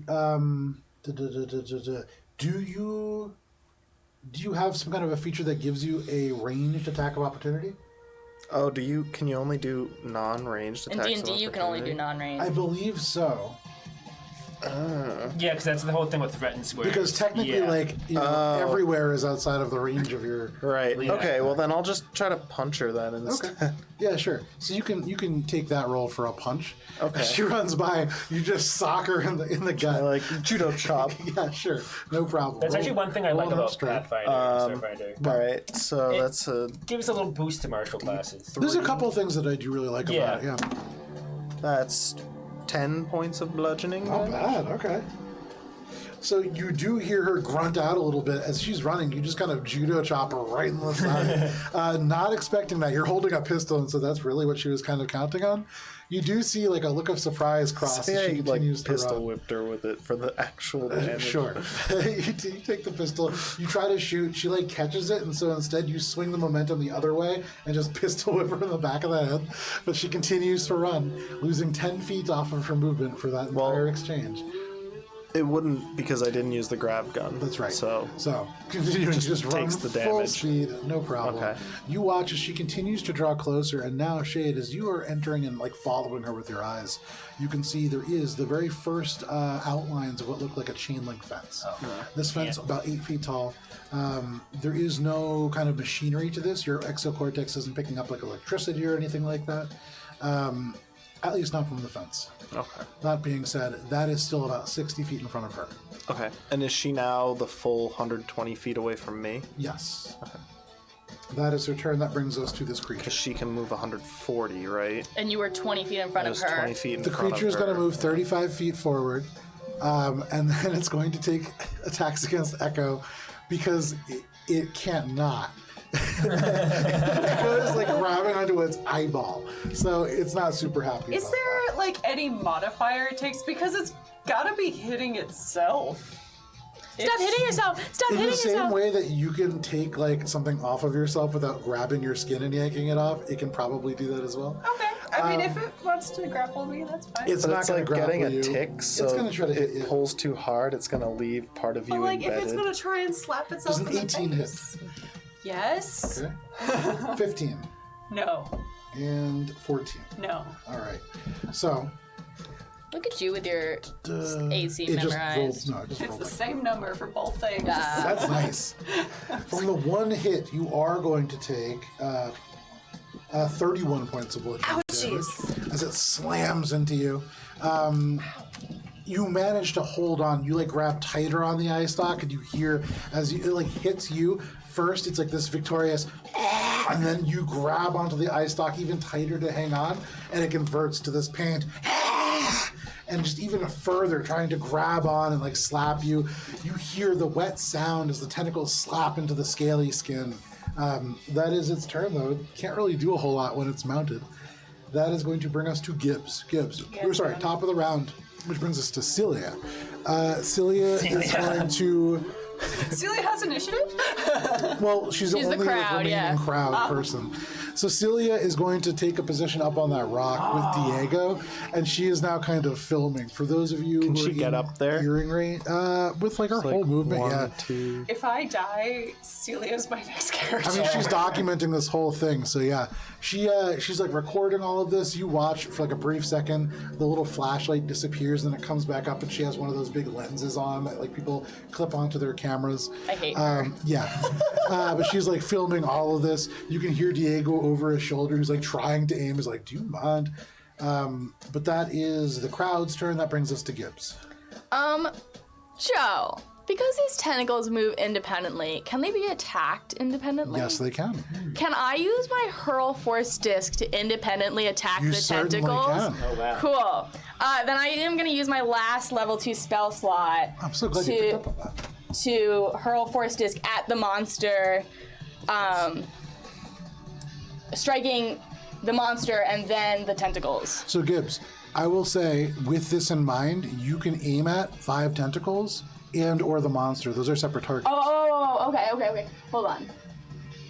Then I will do, because I have a total of 5. Yes. I will do the tentacle separately. Awesome.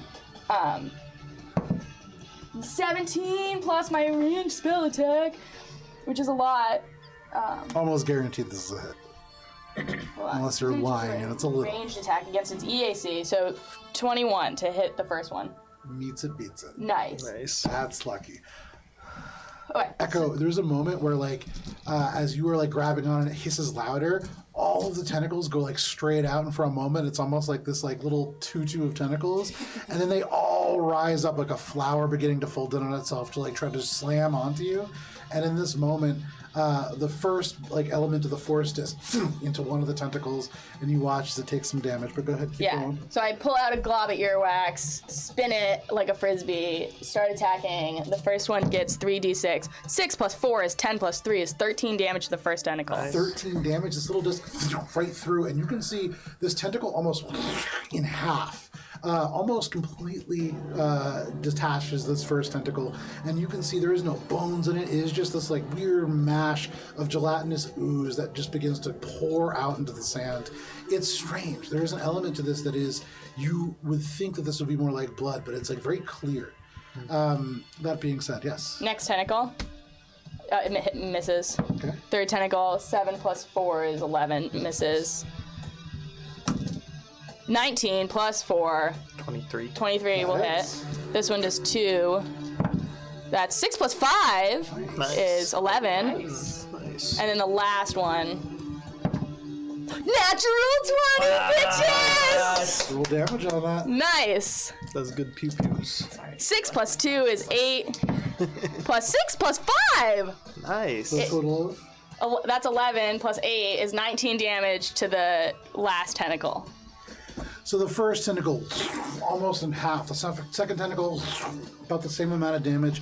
The third one, when this little tiny disc, almost like disappearing, it's like it begins to spin faster and faster, and it hits almost harder. And as it strikes, the weird, almost like stretchy skin of this creature is wrapped into the disc itself, and it pulls a section of the skin off the tentacle. The whole tentacle is almost attached. You can see it's held on by a strand. You would imagine of the 19 damage, it probably needed 20. But that is a tremendous amount of Nice. damage for that. 3 of the tentacles are quite badly injured. Nice. Cool, and then I'll spend all of my movement to get closer, but I want to keep hugging the tree trees in line. my ghillie suit. No problem.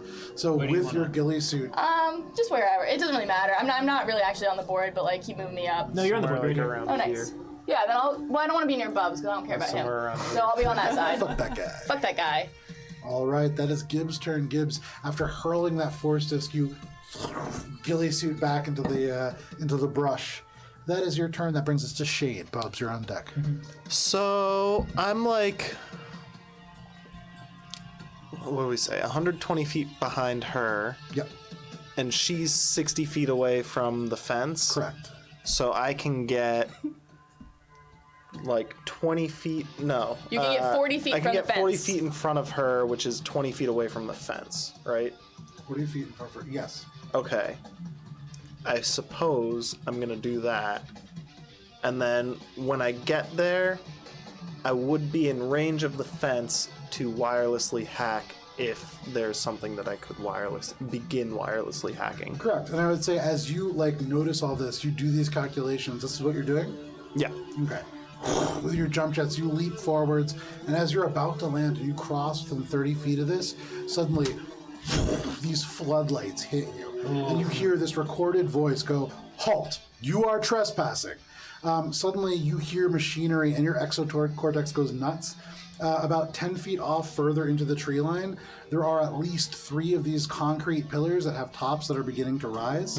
This seems to be some kind of an integrated security system. And thinking about the map, the little map down here. Oh. Hold on, you've got a rock on it. I don't want you to rip it. Just do like a magic, like quick. No, don't do that. Having At the moment, you guys are coming up to here. having hacked into the security system previously and made a back door, would that be useful in this situation right now to like That was the make front, myself That was at the front. Okay, gate. so it's a separate system. Okay. Yeah. Okay. Thinking back to Harbinger Robotics, you remember the first time that you came into like a closed loop system? Right. Pretty common in laboratories.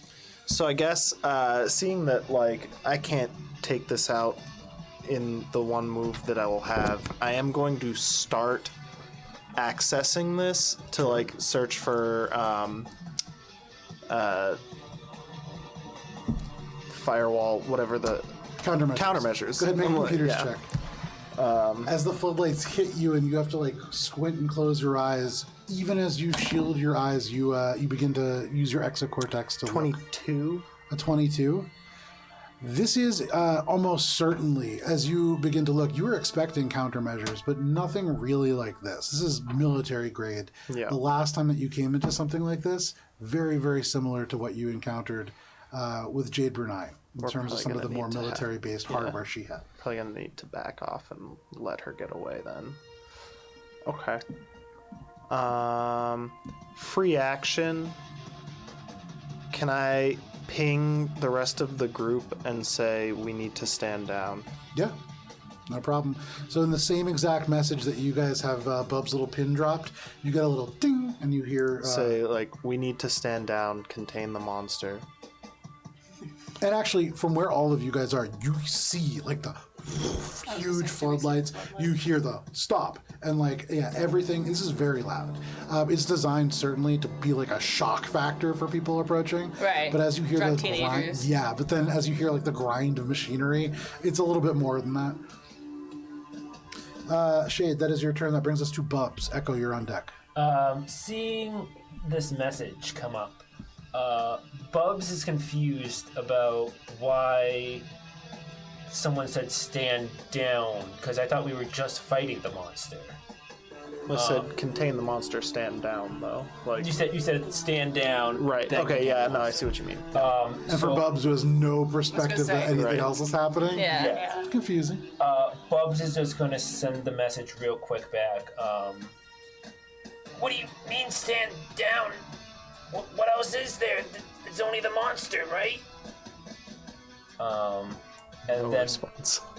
with that, I'm going to take a move action to attack the monster. Yeah, go for it. So, I believe it's charge I can do.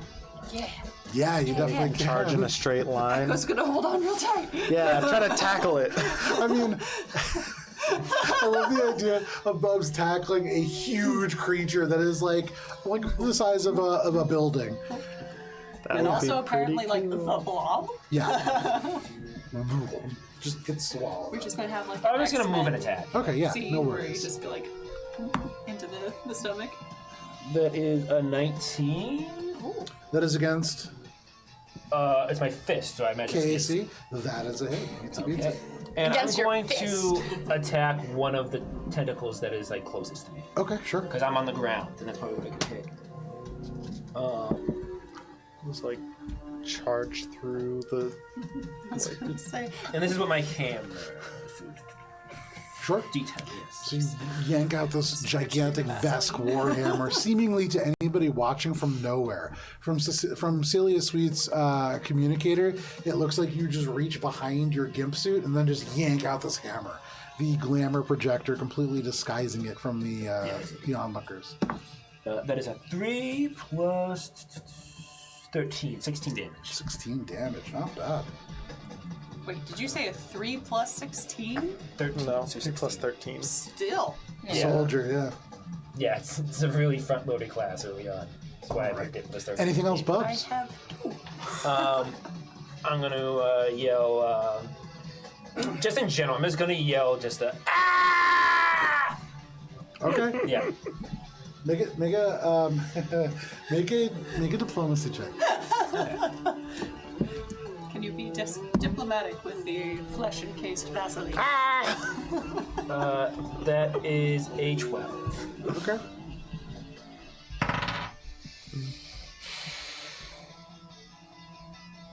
Cool. Good to know. All right. Echo.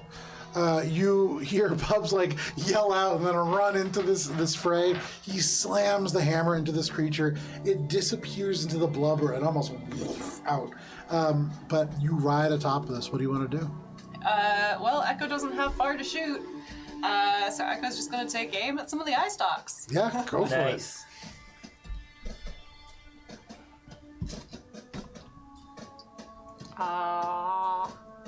That's 21. A 21. That hits. Into the eyeball. Into the eyes. Which eyeball are you doing? Let's go for the The middle. eyes are all part of the creature. They're not separate, unfortunately. 6 plus 2 is 8. 8. Okay. Hey, every little bit counts. Even this tiny little bit. As you pull the pistol down, you're like right above its head. You like aim down and fire. Little bits of clear gelatinous ooze begin to pour out of that that hole, but it doesn't seem to bleed. It almost seems to almost like a leak. Anything else? Oh, I can do more things because that wasn't a trick attack. Because Yeah. why trick when you're just standing on top of it? Echo is going to quick refresh themselves on what swift actions they could potentially do because they can do those now. Cool. No, nothing. Echo is just going to, I guess, take a guarded step down this creature's back. There you go. So you take an aim, you shoot. Poof, it's like a headshot. It should just be brained, but this weird, like, colorless ooze comes out, and you're like, huh.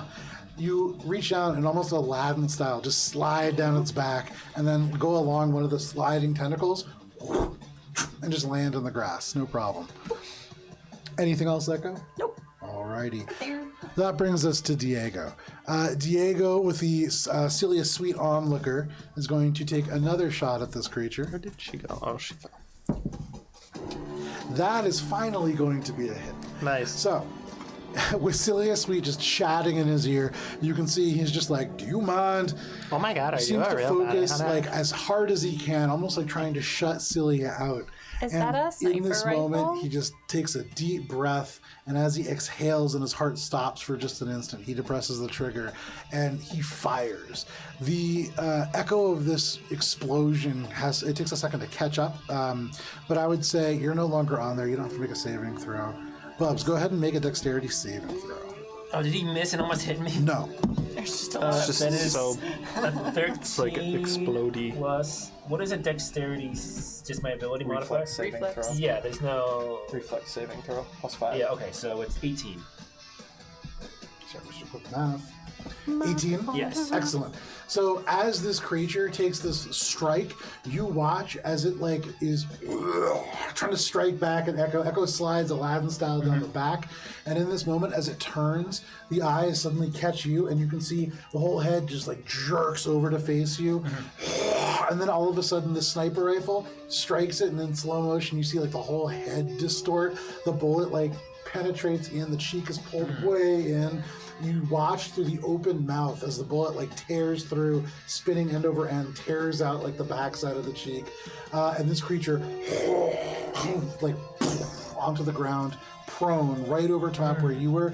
Like the image of Tifi crushed under this creature flashes before your eyes, but you throw yourself out of the way. And in this moment, you watch the tongue out, and it just starts making this weird sound, as like something is damaged within it, and it seems to be stunned. That is Diego's Do I get an turn. attack of opportunity since it moved? It didn't move out of your striking range, Okay, but yeah. I like where your head's Yep. at. That is Diego's turn. That is going to bring us to Emma. Shade, as you stop and you like say this into your communicator, you watch as she goes the rest of the 60 feet, leaps about 5 feet up, grabs onto the fence. So you Can I take anything? attack of opportunity again as she goes past me? Yeah, sure. Go ahead. That's a dirty 30 again. 30, that's going to be a hit. Ooh, that's max damage for 11. 11. No problem. So, as she runs by again, this time you're like judo chopping her, jetting forward. It is like a running kind of like martial arts I go combat. for the mega bonk.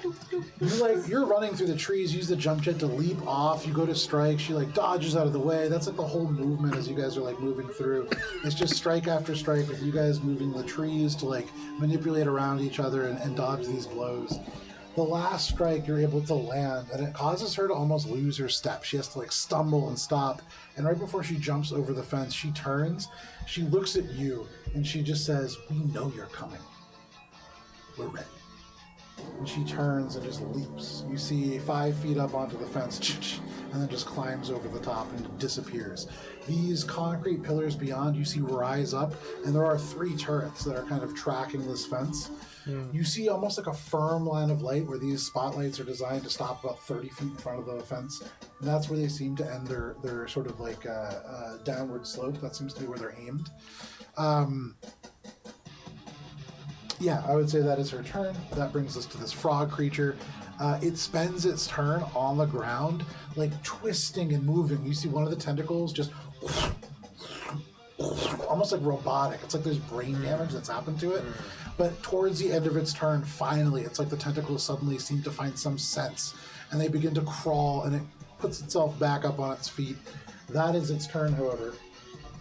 That is going to bring us to the top of initiative order. Celia begins to film more. Gibbs, what would you like to do? There's a moment where Gibbs was really torn, like stressed hand kind of rubbing her forehead and looking between the large scary nonsense and the bright lights going on that she knows is caused by Shade, and the monster and the order that Shade has given her, and her heart is broken too as she's trying to figure out what to do. Seeing the monster be largely hurt, decides to turn tail and is going to spend her action moving closer to Shade. Okay. So her entire turn is spent scrambling through the woods on all 4 paws, just trying to get as fast and as quick as possible, just wishing her form was bigger and longer and stronger so she could just rush to her friend. It's also hard because as you run, tearing through your ghillie suit gets caught on branches and things. I would You have to, chop off whatever. Yeah, Yeah. you're snapping parts of it away. I don't care. And I would say, Echo, from your perspective, all of a sudden, it's like this like awful creature of like shrubbery and dirt and grime just erupts from the forest. There's just Gibbs in a ghillie suit. But yeah, you see Gibbs approach. I see Gibbs like. I'm running towards. Yeah, I'm running towards Shade. Oh, okay. Because okay, this never mind. nonsense is largely resolved and also a little less important than Gibbs's feelings for Shade. No problem. So you run off in this direction of Shade. Yeah, I'm trying to get. Because I only moved 60 feet, so I can recover. I can go another 30. 60 feet towards you, recovering the distance I reverted. So basically, like, end in the same position that you started. Like, I am 60 feet beyond where we encountered Emma now. So I'm still basically 2 turns right, because you're behind you. 120 okay. feet, But- so you're, yeah. And you said Echo does this or no? No, because I thought she was running towards No, you. But alright. no, Gibbs going away. Gibbs is going away. Gibbs goes by rolling Shade, it whether is or your not I turn. think Echo You was- turn and you Yeah, see please. Gibbs scampering towards you, all ghillie suit and like sticks caught in it. What do you want to do?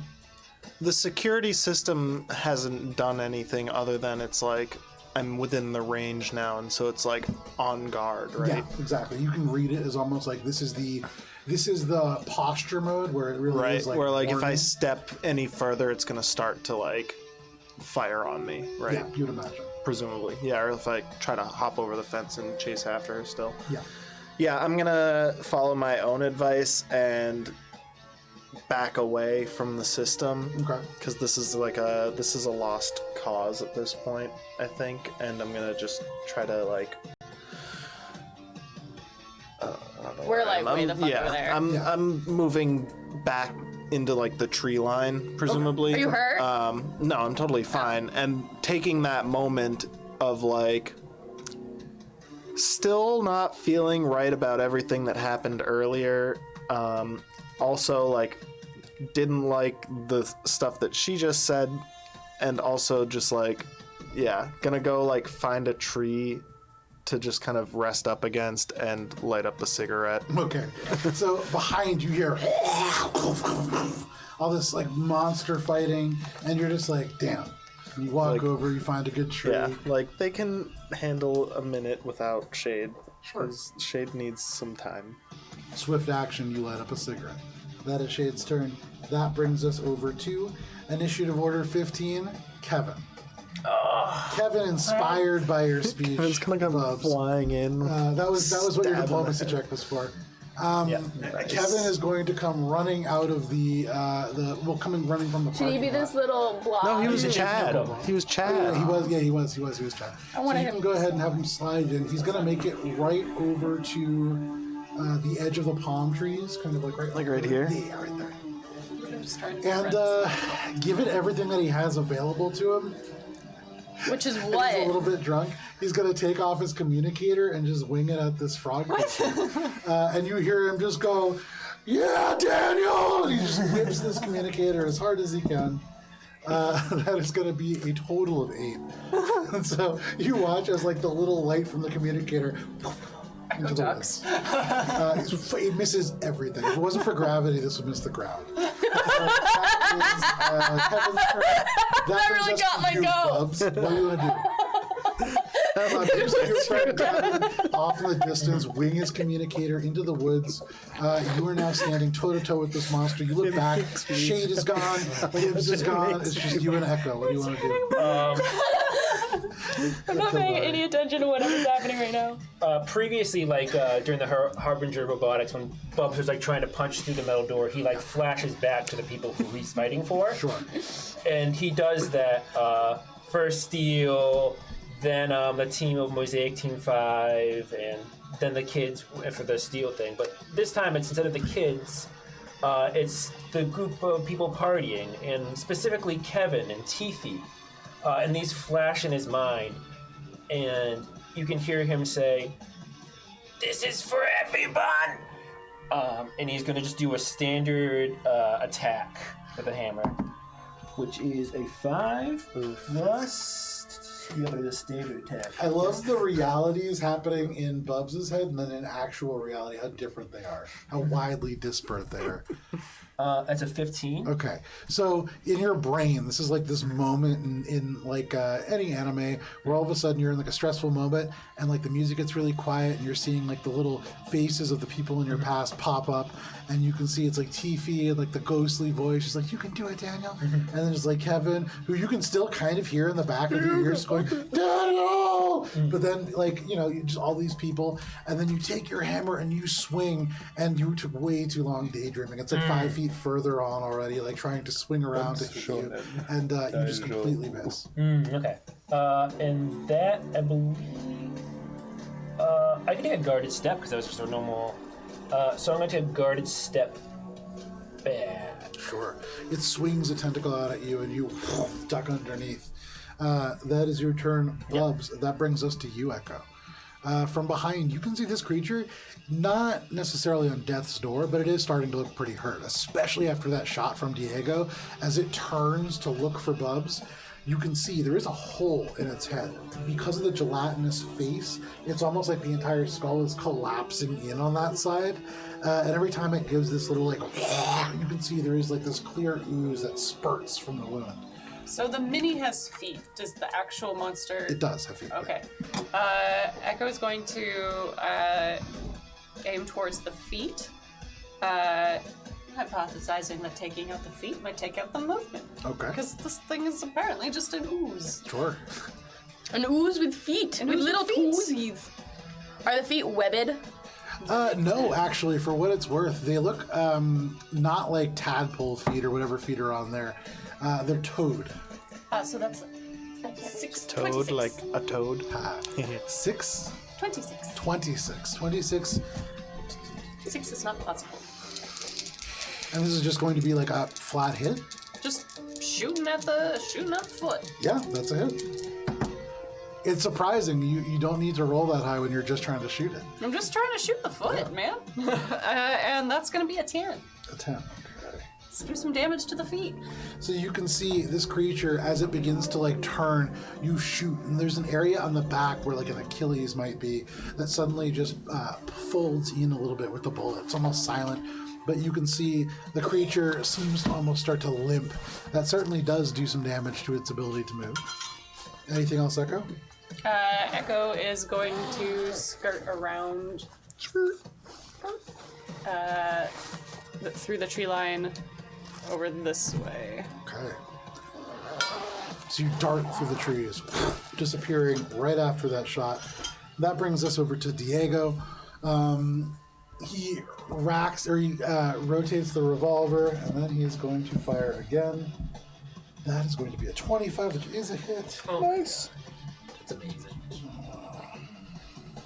I'm just going to play with my toys real quick. So this time, as the shot fires straight through the back of this frog-like creature, in the front of it, Bubs, from where you are, as you pull away the hammer, unable to hit, suddenly you see the chest burst. And you can see through it for just a moment, like stars in the ocean, before this creature like folds on itself.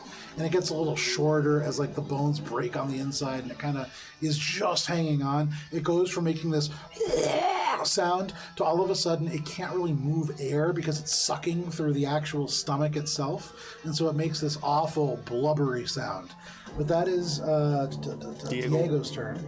It is not stunned, but it is badly hurt now. That brings us, Emma is now off the board, to this creature. Bubs, you are, well, where's Echo? Bubs, you gotta take some attacks. Yep. It's going to stomp over to you. You can see it's like limping, dragging one leg along. Yep. That is going to be a 23. Squish, misses? squish. Less than that and less than that. So now hurt badly, and with many of the tentacles almost severed, it like swings with this one tentacle that's almost completely off, and the momentum of it just snaps, and the tentacle falls into the ground. It swings with another one, but this one is like just hanging on, and it spins end over end of itself and isn't quite able to hit you. This creature is literally falling apart. You can see this weird gelatinous substance, and finally it is beginning to be tinged with just the faintest bits of red, like actual blood or hemoglobin in whatever creature this is. But that is going to be the frog's turn, because those are some terrible rolls. Gibbs. Gibbs is going to spend probably the next few rounds, but will catch up, slowing down as she sees the cigarette through the forest. So the mad dash kind of slows to a regular walk, and Gibbs just looks at Shade, kind of tired, and goes, "Started together, finished together," and will hold out her fingers for your cigarette. Oh yeah. And just...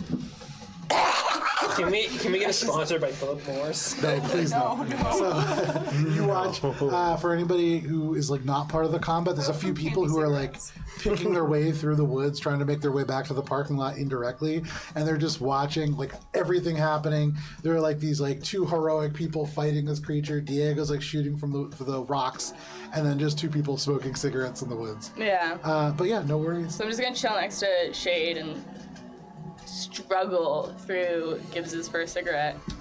Yeah. It's horrible hacking I just want to sounds. see only because of that. No, Celia doesn't notice. I like the idea of like in the video that emerges later, there's like all the fighting, and then she like zooms past the fighting, and it's just you guys like smoking cigarettes in the background. But no, doesn't happen. That is going to be the Shade. What do you want to do? I guess finish the cigarette and then ping the rest of the group, like, we need to do some damage control. Okay. As you are like riding a tentacle off into the air, and Bubs, you're like sliding underneath the onslaught of these partially eviscerated tentacles, you guys both get a text that you need to do some damage control. Echo looks down at Bubs. It's just like, I don't think they understand what we are going through. That is Shade's turn. That brings us to Kevin. Kevin is going to take 30 more feet of movement towards this creature to get as close as he can. And he is going to, and all you hear over there is now just Kevin drunkenly shouting, "Hey, turn over here!" And he's just like waving his hands, trying to draw this creature's attention, because he's a loyal friend to Bubs. Bubs, you see your completely normal non-bounty hunter barista friend trying to defend you. What do you want to do? I'm going to scream. He's wearing on his belt, his bounty hunter costume, by the way, is just a black wallet with a little plastic silver sheriff's badge on it. But he's telling everybody there's a real cop. Oh wow, Kevin. Committing felony. Is he where is he next to me? Like within 5 feet? No. No, he's probably about 15 feet away, 15, 20 feet. Can I reposition him if I move to him? Based on I think I where can. you guys are, you can run 15 feet along the backside of this creature without leaving its melee range. Yeah. And you can use the reposition ability that you used on Tifi to basically just shove Kevin away if you want. Yeah, I'm going to do that. No problem. And I'm going to just look at Kevin and go, I appreciate it, but this isn't your fight. You need to get out of here. I can't protect everyone. I know I have to, but I can't. And at this point, you can see for the first time as you say that, you see clearly as Kevin's face comes to, bleary eyes, bloodshot, he's wasted. Yeah. You told him to spend all of his money on alcohol. And he did. And here he is having the most interesting party of his night for sure, of his life for sure. But he looks up at you. It's almost like he can't really understand, and he's just like, "We can do it, Daniel." And then you could see he like begins to like surge by, and at that point you kind of take him by the arms and like shove him back, repositioning him a little. And I tell him again, get out of here, run! This isn't a game. This isn't. You need to get out of here. Okay, and you can see he like still just catching his balance, trying not to be knocked level. But anything else? That's my turn. Alrighty. That is your turn. That brings us to Echo. Echo, as you are messaged to do some damage control, you see this massive creature in front of you. What do you want to do? Echo just feels like maybe they should have stayed being a courier, you know? Like, people are still telling Echo what to do whilst they are doing it. It's just more middle management. Yeah. But, you know, carry on and shoot the other foot. There you go. That's a 19. 19 against KAC, right? Yeah. That just beats it. Okay. Roll better.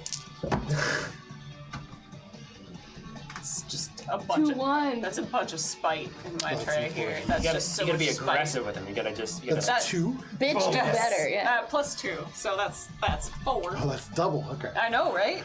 All right. So good. You shoot it. It seems to disappear. And as cool as a silenced weapon sounds in theory, when it seems to do almost no weapon against a very gelatinous creature, it's very disappointing. It's so disappointing. It feels like you're doing nothing here. Although you've done a fair amount of damage, but anything else, Echo? Echo is going to reposition themselves a bit more in front of this thing to kind of in the forest and maybe destroy the forest while they are at it. So fast are you that you knock the trees down, running in that direction. You skid to a halt in front They're of the also creature. like trying to keep an eye out to see where Shade and Gibbs are. Sure. Yeah. Yeah, as you like run, you turn back in the glow of the spotlights as they're now kind of in this like almost sweeping formation, beginning to like look. This is very much like in Skyrim, the eye is beginning to close a little bit, like as all the spotlights are now scanning. You look and you can see like the little cherry of the cigarette, and then you hear as like Gibbs hacks up a lung, having not really smoked cigarettes before. You have an idea as to where they are. Cool. Smoking cigarettes. Great. And then you turn this creature, and you're the like, yeah, one this is like an cigarette. equal opportunity. This is equal division of labor here for sure. It's a half each, you know. Yeah. Diego, 1, 2, 3, 4 has another shot. Natural 20. Yes, Diego. Joe, how do you want to do Finally, this? Wait. fucking making himself useful. Yeah. It's like, Took him fucking long enough. That's 48. Diego. There's so much math. No, I just can't. Okay, no. So it's close. It's really close. But as Diego turns, he has like one bullet left after this. This is like the second to last bullet. And as it like clicks into the barrel, he takes another deep breath and he shoots. This one howls right through, right at the shoulder joint of one of these tentacles.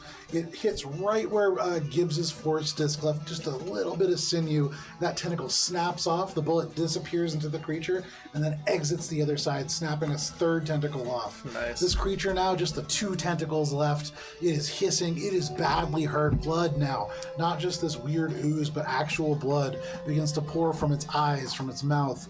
It's on its last legs, and even those are pretty shot up, courtesy of Echo. However, that is Diego's turn. That is going to bring us to this creature. It's going to turn, finally, its mad gaze upon you, Bubs, you being the closest, and you really kind of ultimately its goal. and it's going to take 3 more attacks against you. Let's do it. There's an almost like fear in this voice, as it's now just like, and just you see like the stumps of these tentacles swinging. It's still not like aware that it's lost them. That is going to be a 27, Miss. a 21, Miss. and a 25. Miss. There you go. So now, like blinded by pain, and actually one of its eyes pretty badly damaged too, it is unable to see you or perceive you. At the end of its turn, it like falls to one knee. This creature is almost dead. But that is its turn. That brings us to the top of the round. Would it be so funny if Celia just kills still right now? I was gonna say She doesn't have any weapons. Kevin. Kevin's gonna get the kill. Oh, that'd be amazing. But Gibbs and Shade, the two of you continue your conversation, just kind of hanging out over there. Which brings us to Kevin. There is a small chance that Kevin could get the kill. It's got like 2 points left. Kevin picks up a rock. Finally. No, you know what? Kevin, in his drunken, like, kind of stupor, pulls out, he has one of his, like, college coffee mugs, the Aras Bay Community College mugs that he has, like, strapped almost like a flask to his waist. Just, he pulls it out and he's going to wing that at them. Come on, Kevin. No. Just shatters against one of the trees. That is Kevin's turn. I took that Bubs, you see Kevin falls down, like, plants on his butt, and he just goes, Daniel, you're the only one! You gotta do it, Daniel!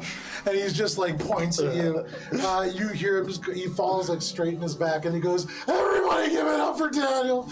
There's nobody else around. We get a drunken monologue from Kevin, please. But that is, Bubs, what do you want to do? I'm gonna say basically what Kevin said. Give it up for Daniel. No, I'm the only one who can do this. I have to do this. Give it up for me. And that is a 12. So, sorry.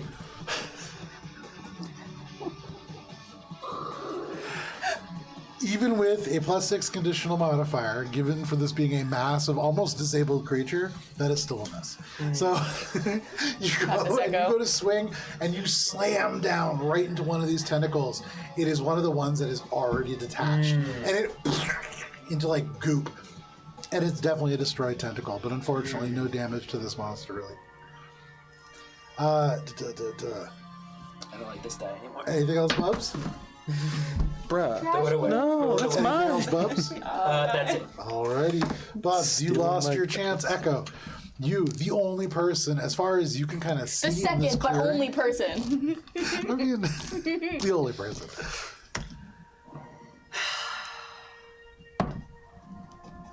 Nice. Right? Nice. 17. Oh, no. That is a miss. And so in this clearing, this creature falling apart, you hear Kevin shout out that maybe Daniel's the only one that can do this, and you believe that a little bit in your heart. You miss. And maybe Daniel is the only one that can do this. Anything else, Echo? Echo just kind of like shrugs a little bit and like casts a glance over their shoulder and just like reloads. All right. Sad times. That brings us to Diego with his last bullet. Diego Yes, is going to Diego. take his shot. That is going to be a hit. Yes, Diego. And so I don't even need to roll damage because he can't roll low enough to not kill this creature. Diego, tell us how it happens. You can see Diego, who, like, kind of sensing the end of this fight, sees Bubs just whiffing badly, sees Echo whiff badly, can't actually perceive Shade and Gibbs off in the distance. So in his perception, this is like the last chance. This creature, like, looming over Bubs. He pulls this out, he turns, he makes sure that like Celia is filming him. He's just like, you watching this, sweetheart? He takes an aim, takes a deep breath, he depresses the trigger, he fires, and Bubs, as this creature opens up its mouth, suddenly you just see, it just explodes across you. You are pelted by this like warm goop that Does Kevin sizzles get pelted across. too? Kevin is completely covered. Both of you are like Ghostbusters, just goop. You guys look like you just came out of like a Nickelodeon kids show circa 1990. Slimer was here. Yeah, absolutely. Just covered and dripping. The corpse of this creature Just like into when the you ground. come out of the armory. And gross. And I'm going to take you out of initiative. So you have I have slayed this creature. Yay! Yeah. You Hearing played the- yourself, Joe.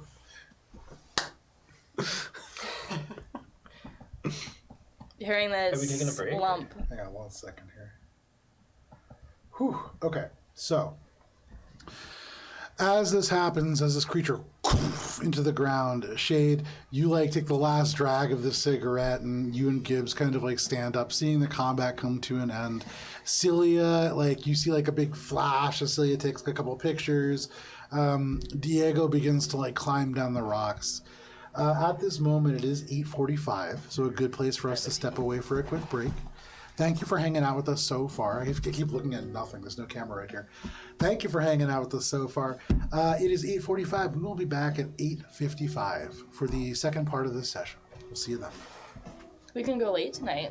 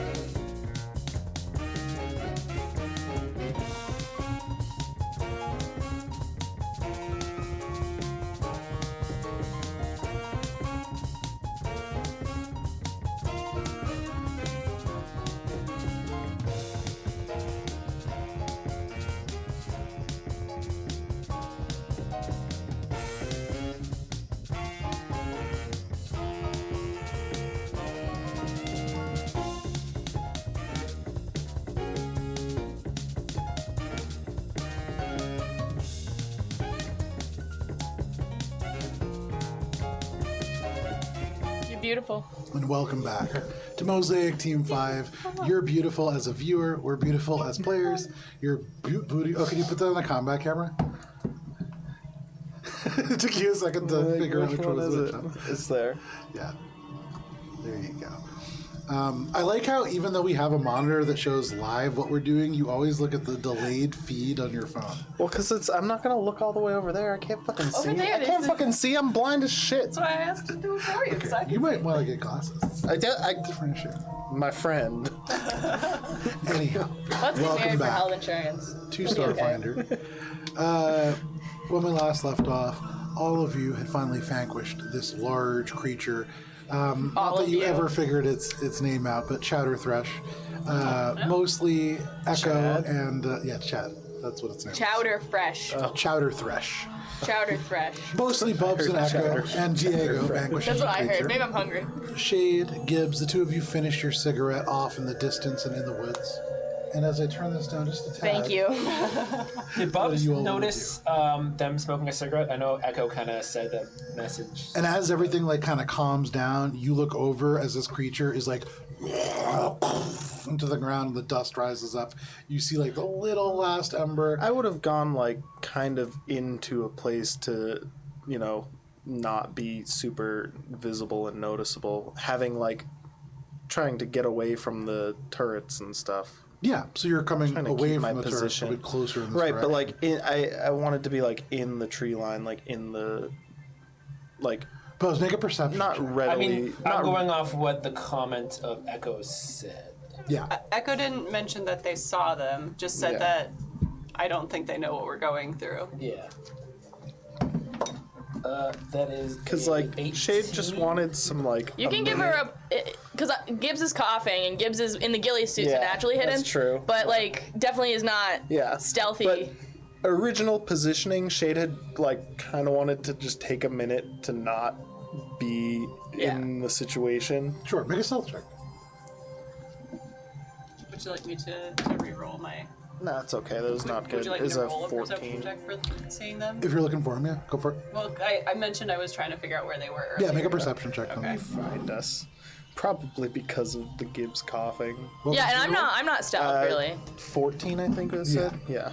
As you wear a ghillie suit. So certainly... I'm organically Bubs stealth, but not can hear- intentionally stealth. And beyond even hearing Echo, you zoom in right away on where they are, just kind of off in one of the tree lines. Hearing the monster crash, though, I'll turn my attention and start to sort of generally walk there at the pace of Shade. Walk towards. Just sort of casually. Okay. You casually walk up just in time as Kevin just kind of like drags himself back up to his feet. Bubs, I thought he passed out drunk. your friend Kevin just kind of like limps up to you, more from being drunk than injured in any meaningful way. But he puts his hands too heavily on your shoulders and he just goes, Daniel, you were so cool! Kevin, you're my friend, right? Yeah, of course. I think you're maybe even my best friend now. Oh no. You're my best friend too, Kevin. Oh my god. What about Spicy Pie? Well, things. Well, we're more kind of like a special friend. Well, it's more like different. But we're still good pals, though. Nah, I'm kidding. You're fucking. I know. Yeah, yeah. But seriously, Kevin, I need you to promise me something. We're friends. He looks at you deeply in the eye, and as Matt alluded to, he just throws up right under your shirt. And then he pulls back and just, I'm sorry, Daniel, what? I need you to promise me something. Anything. You can't tell anyone that we were fighting this monster. It's okay. I will. Did I fight the monster? I thought you did it all. Yeah, but look, this can't get out. I know this is like, the greatest night of your life, but they say, the best stories are the ones that are never told. Make a diplomacy check. Take a plus 8 conditional modifier. It's from minus. So Someone give me a good D20 that's not. Here. Not from me. I don't think it's the dice. Yeah, that's it. Cocked, I think. I mean, we could try an experiment. I could roll a focus dice. I think that was cocked. I don't. All right. Yeah, that was a 1. That was definitely not cocked. It was That cocked. was definitely not. I should have put That's almost suitable. I want so badly for you to succeed, and yet, despite everything that I try, plus all 8 odds. conditional modifier. Nope. I should have taken the 11. That was definitely. We could have got that. You say this is the greatest night of your life. You know you can't tell anybody. He throws up a little bit on your shirt, and you're like, swear to secrecy. He looks at you and he goes, Daniel, I won't tell anybody. This is a secret that will go. It'll go to our graves. And then just at that moment, snap, you just see like a flash go off, and you see behind him Celia Sweet, who is like filming this entire thing. And you can hear her just go, and so they vanquished it. Like this if you think they could do it again. Subscribe if you think it's Terra Matter Laboratory messing everything up. Follow along if you think it's actually Duerte Laboratory. And she's just like doing this whole little segment now off in the corner. But you would imagine your cover we maybe got- not the Yeah. most Have we secure. gotten back? I want to try to fuck up her comm. Yeah, sure. What do you want to do? Can I wirelessly hack it when I get close and see that she's actively filming us? Go ahead, yeah. Make a computer's check. And I would say you get the idea looking at her communicator. It's like a commercial grade communicator. There's Right. probably not countermeasures on Right. it. Yeah. Dirty 20. Dirty 20. Okay. What are you trying to have happen? As you kind of like hacking with your exocortex, you trace there is a connection to the infosphere. This is like being live streamed right now. Okay. Probably trying to disconnect the feed so that it's not live streaming, Okay. but so that she still thinks that she's live streaming. Okay.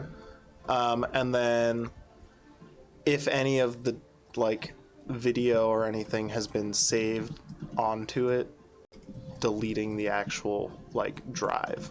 Okay. What I would say is, without any issue whatsoever, you can do what is essentially you create like a shell. false shell essentially that works in reverse, so that she still feels like and it reads as if she is live, streaming to whatever platform of her choice she is streaming to, but she is streaming to an empty server, just one that you create on her very device. You can't delete a video; it's live, it's out Right. there on the infosphere. Right. Yeah. But there is no remaining traces of it, like sitting on her hard drive. Okay. Like, yeah, there's no like copy of it. The infosphere. It's everywhere, yeah. So You do see there is one picture. It does show like Echo t-shirt and shorts like grabbing onto this thing, but it's really just in the background because most of it is like part of a stream of what looked like it is Celia taking like the thumb shot for this video. She takes like 8 different photos of herself with like the monster vaguely in the background. I guess like could I download the feed so that I could like parse through it with my exocortex to see if there are any like clues as to what Emma was like doing during the time. Make one more computer's check. Absolutely. So what this is a roll for is to quickly grab this data, and then later you can go back and analyze it. Yeah, I'm not trying to actively Sure. do it now, but just trying to get the data. That was a 33. A 33. So all of you watch. Celia continues to talk, and nothing seems to change there. But for you, very quickly, you set up this fake shell. You like see the sort of trend for like how many people are watching, and you make it so to her it still seems like it's going up and down a little bit. You put in like the same 8 or 9 comments. You get the sense that she doesn't really read them, having kind of already observed how she interacts with people. And so, you know, it's just like the same 4 comments on repeat, but seems to do the job. And she continues to broadcast to nobody. Walking up, can I see if Echo is hurt? Yeah, sure. You Echo, walk are up you to hurt? Echo, and as you all do that, you do download the remnants of that kind of live stream. You take a copy of that for yourself. Echo like has just like a slight like nick here, and they just look down at you and say, "I am undamaged, Gibbs." Great. And I will walk by and continue to the beach, looking for the carnage there. You begin to walk by, and Gibbs, interestingly, as you do, you hear movement coming from the corpse. You turn, kind of like dropping to all fours, the ghillie suit like falling forward. You're like ready to defend everybody. And then you notice it's the tentacles, but it's not that they're moving. It's that the 2 remaining tentacles are shrinking. And you watch as this huge creature, suddenly there is this sound that for you I'm sure is fantastic, but there is this loud as goop begins to blow out of all of the holes, wounds, and various orifices, and this creature shrinks down, smaller and smaller to the size of a cow, and then a large dog, and then a cat, and then in a mountain of goo, there is the corpse of a regular-sized toad with 3 eyes. Can I pick up the corpse of the regular-sized toad? Sure. You have to kind of move all the goop aside, but you pull it out, no problem. I put it in a empty chip bag and put it in my pocket. Okay.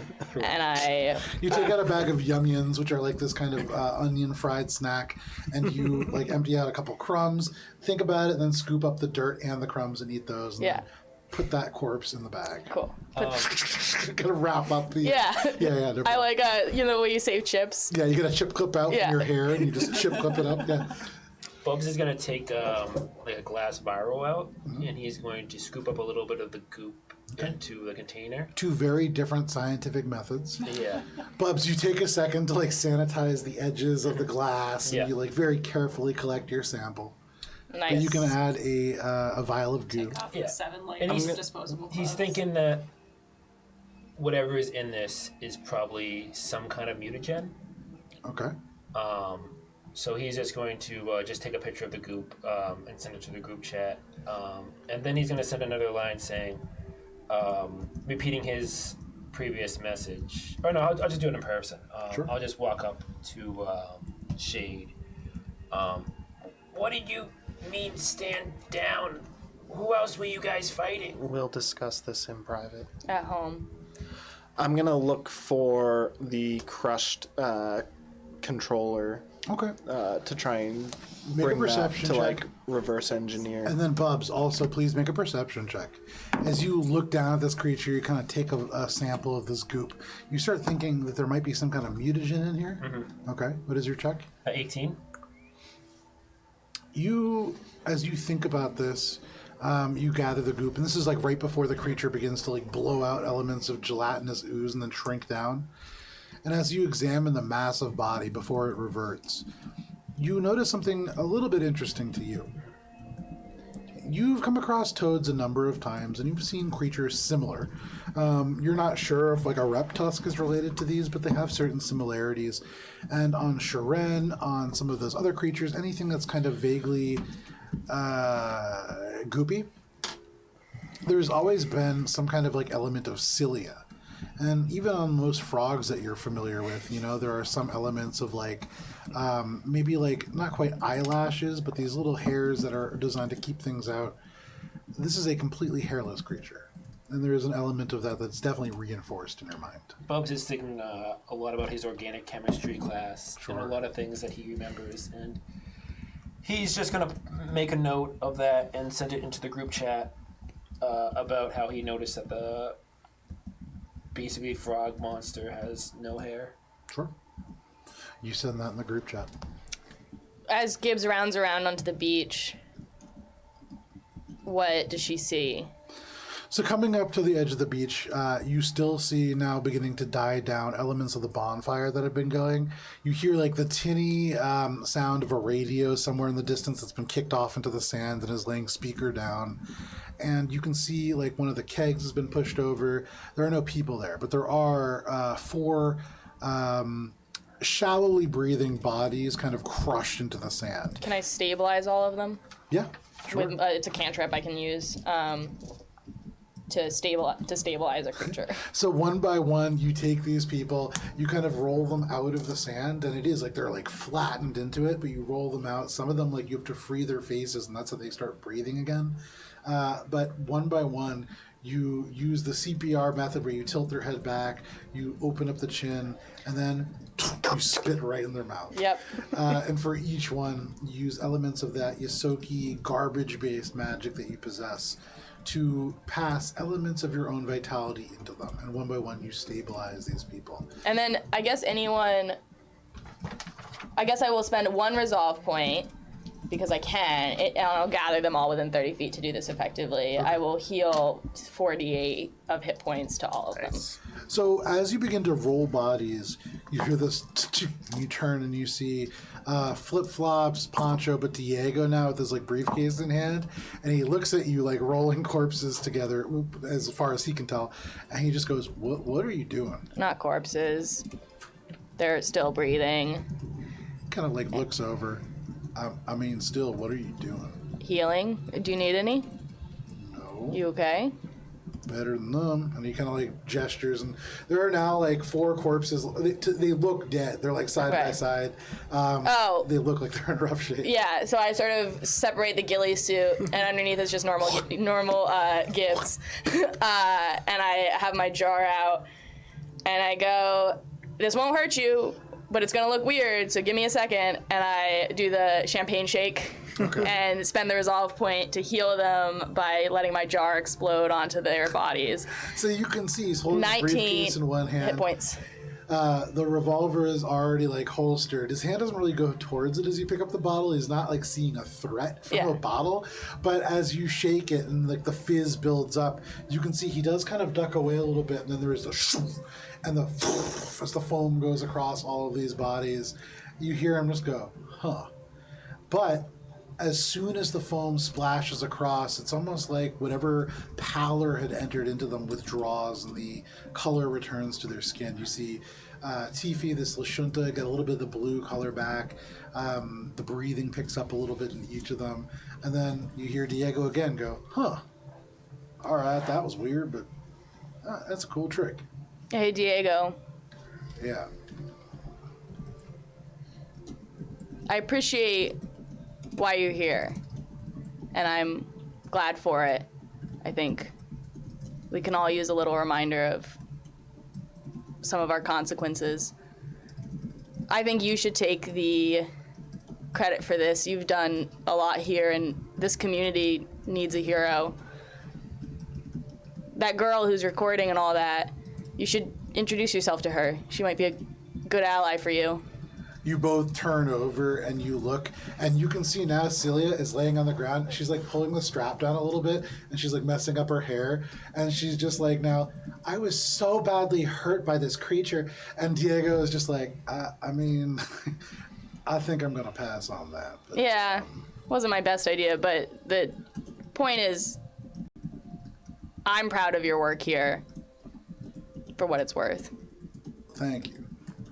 I don't like getting innocent people hurt just on account of my own grudges. No, this isn't your fault. Oh, I know that. And I helped out, like you said. But Absolutely. I'm not a bad guy. I just don't think so. like to have my agreements and my deals honored. Well, I think you're in the right here, and I'm gonna hold out my little Yosoki hand to shake his hand. He hesitates for a second. Make a diplomacy check. Sure.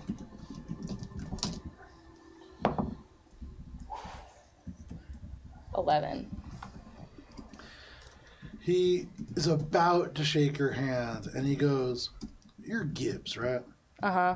All right. He shakes your hand. There's a little bit of a stiffness to it, and he says, "I can see what Rose sees in you."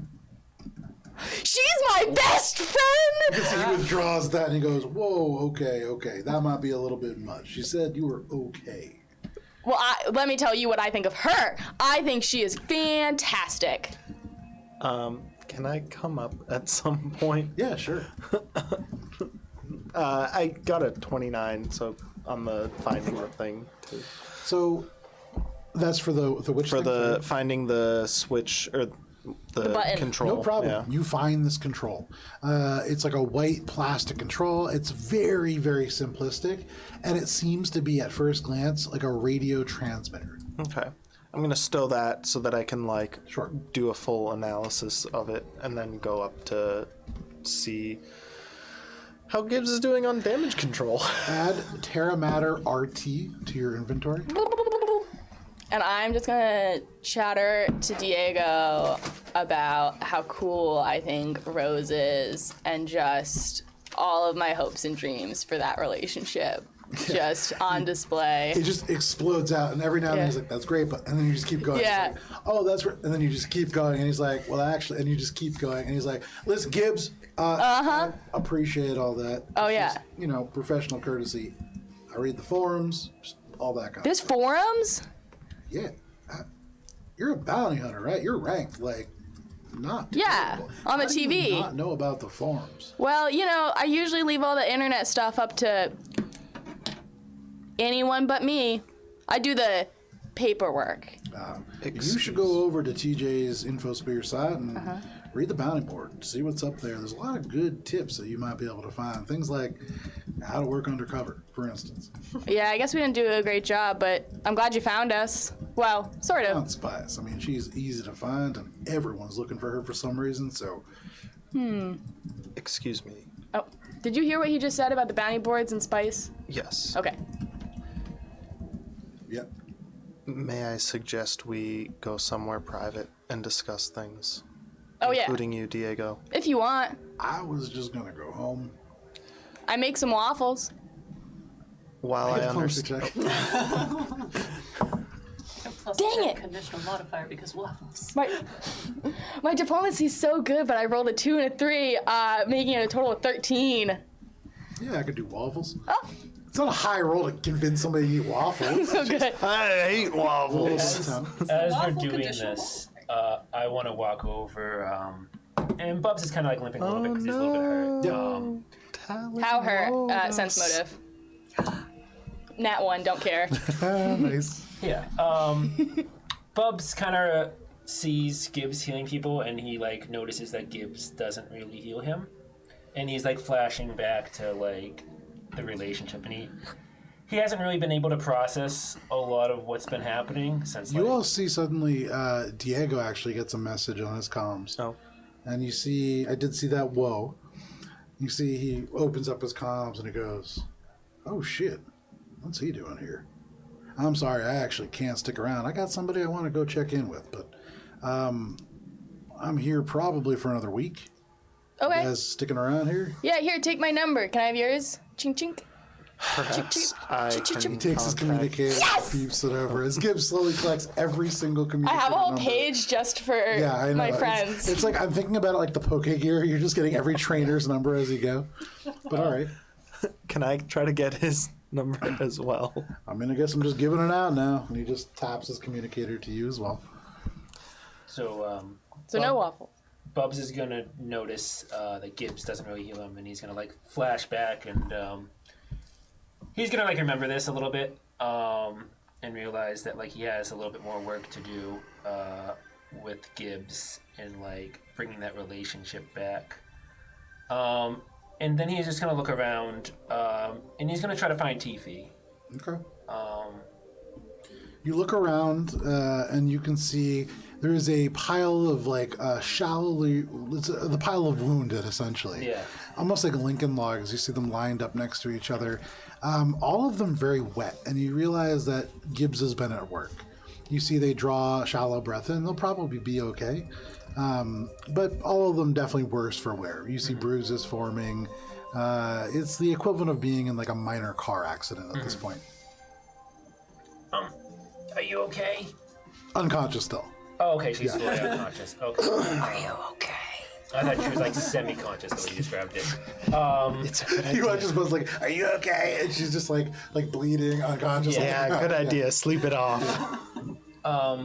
In that case, I think I'll just turn to Kevin and Yeah, I guess I'll see you at school on Monday. Okay, that sounds pretty good.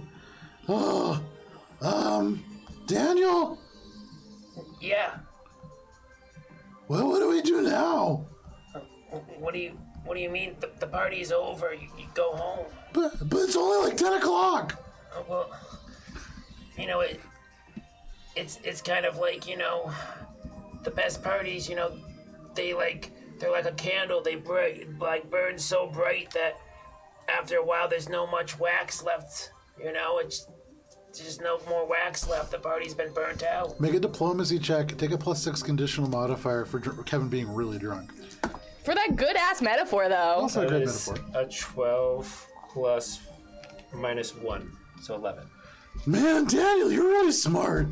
I want to be like you. I just keep changing my major, and I worry I'm gonna be here forever. And he like gets really green Yeah. for a second. And Bubs is gonna take out. He probably has like a barf bag or some Sure. kind of like. Oh, yeah. You know, and he'll hand it to Kevin. Okay, he takes it out and he goes, I like how it says bar bag right on it. And just like throws up in it. But yeah, no problem. Let me tell you something, Kevin. It's not worthwhile to want to be someone else. The best advice I can give you is just try to be yourself. Be okay with who you are. And realize that no matter what you do what you think is right. As you say this, you see the whole time Kevin's like nodding. His eyes are getting a little sleepy and he's like beginning to sit down. You realize he's like beginning to lay down right alongside this pile of like 4 other bodies. Yeah. And as he like tucks into this pile of bodies, he's like, yeah, I want to be honest with people like you. And he just kind of like closes his eyes and he goes, hey, Daniel, Yeah, bud. thanks for not lying to me. Friends don't He lie. just snores in the sand. Gibbs's ears are fully turned towards this conversation, you though heard her this whole attention thing. is not obvious. She's listening in. And I'm gonna just say like, Friends don't lie to each other or really try to put each other in, situations where they feel they're not really there for each other. You look down at Kevin, who is drunk, laying in the sand after the whole party that you had proposedly thrown to him had been completely sidetracked by you hijacking it into a costume party. You stand here in the midst of this combat, injured human beings, including Kevin, wearing a gimp suit, are you? And you question the validity of the words that you say. Yeah. They feel a little hollow in your mouth at this moment. yeah, but the intention Sure. is there. He's gonna make sure Kevin is upright, so he doesn't like puke himself and choke on his own vomit. Sure, you roll to his side. Yeah, and he's just going to walk back to the rest of the party. Sure. You walk back to the rest of the party, leaving the group there.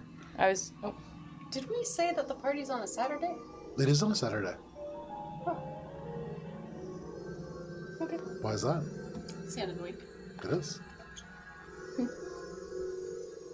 Should we head home? I'm kind of hungry again. Did Diego already leave?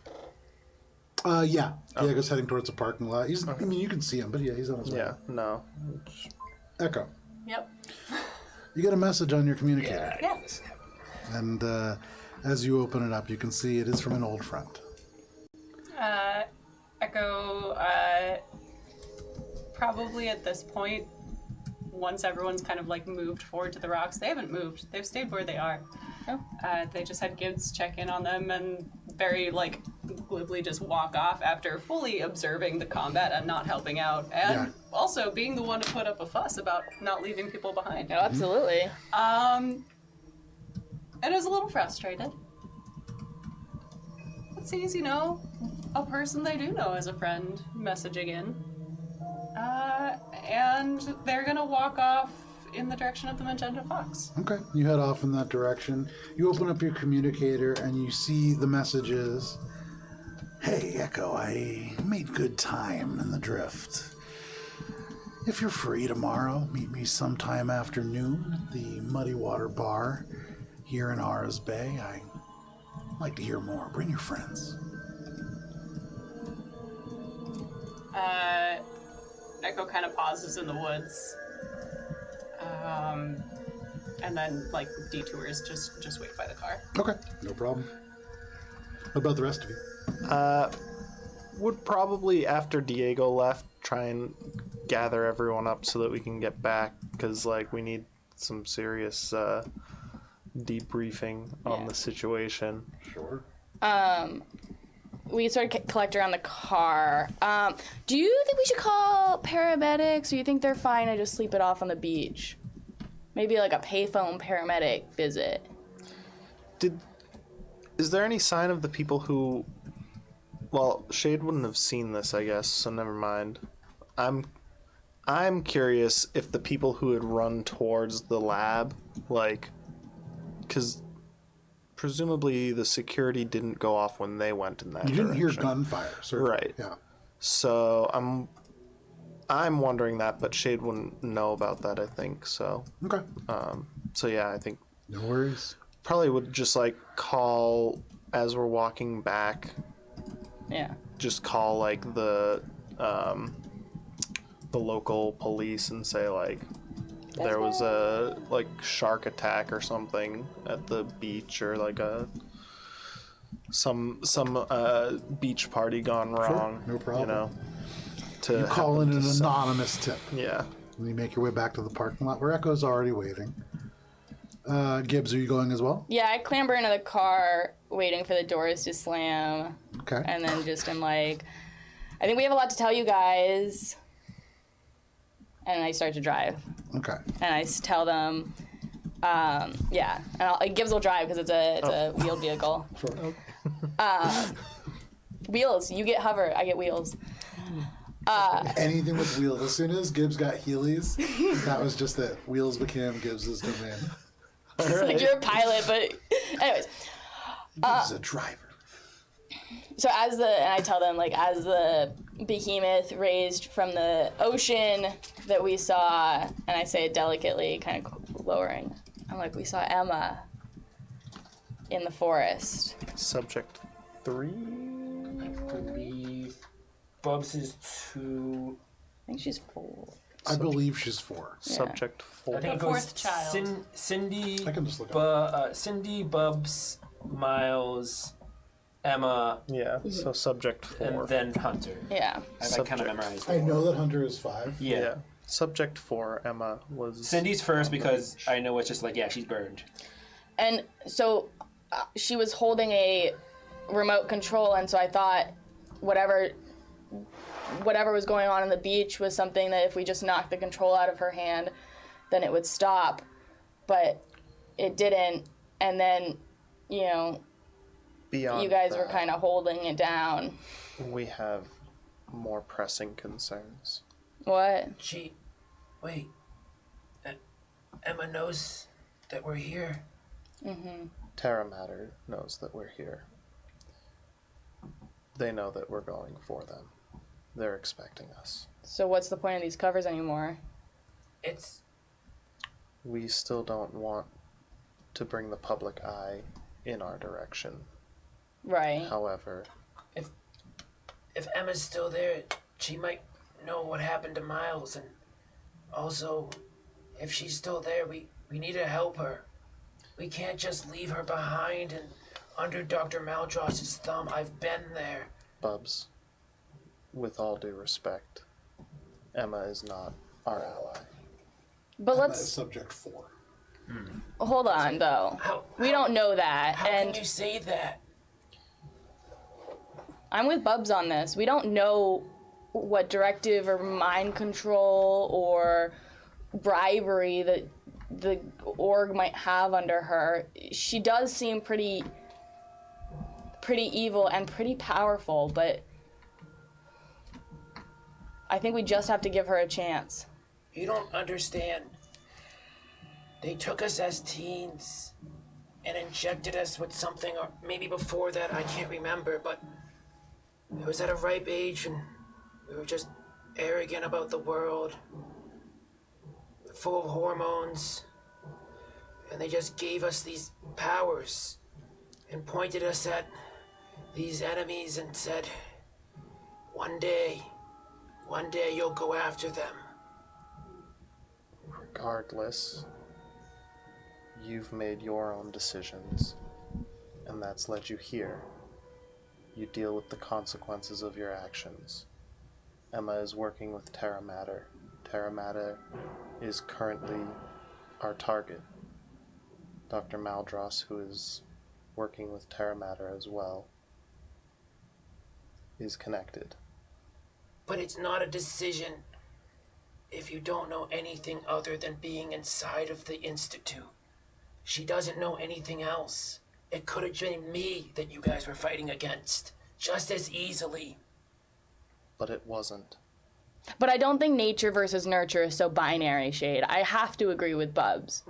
We have to at least try. We had to try with Jade, and we'll have to try again with Emma. I'm not saying we don't try, but I'm saying that the actions that Emma has taken have led her to where she is, the same as it has for all of us. She is going to need to deal with the consequences of those actions, and if it becomes us in conflict with her, there's nothing that we can do about that. I just hate the idea that Dr. Maldross is using this as a meat shield that we're going to have to plow through without regard of the person inside. And it's not as easy. There is also some agency that she has, regardless of any outside influences. That's easy for you to say. Everyone always thinks they can just sugarcoat people's decisions. Because that's what you do to children. Isn't But that what you're doing? I don't think you understand. Because when you're a child, you get sugarcoated. And then when you're an adult, you can do the same to them. But me and Emma and the rest of the group, we never had a child. We don't understand where that's coming from. Just for the camera, can you lean a little closer to that? You just get further and further. I think we've got two separate enemies here that we've got to negotiate with carefully. One being Dr. Maldross and Terra Matters and whatever he's doing to harm this planet. And the second one being Emma. I think dealing with Terra Matter and Dr. Maldross will bring us in direct conflict with Emma. Whether or not she's willingly doing that, we can discern. However, currently she's aligned with Terra Matter. Echo, as you're in the back of the car and Gibbs is like driving and Jade is talking, are you doing anything? Echo is formulating a response. Okay. No worries. To the Williams. Will I am. to the message they received, and they're trying to make a strategic move. Okay, no worries.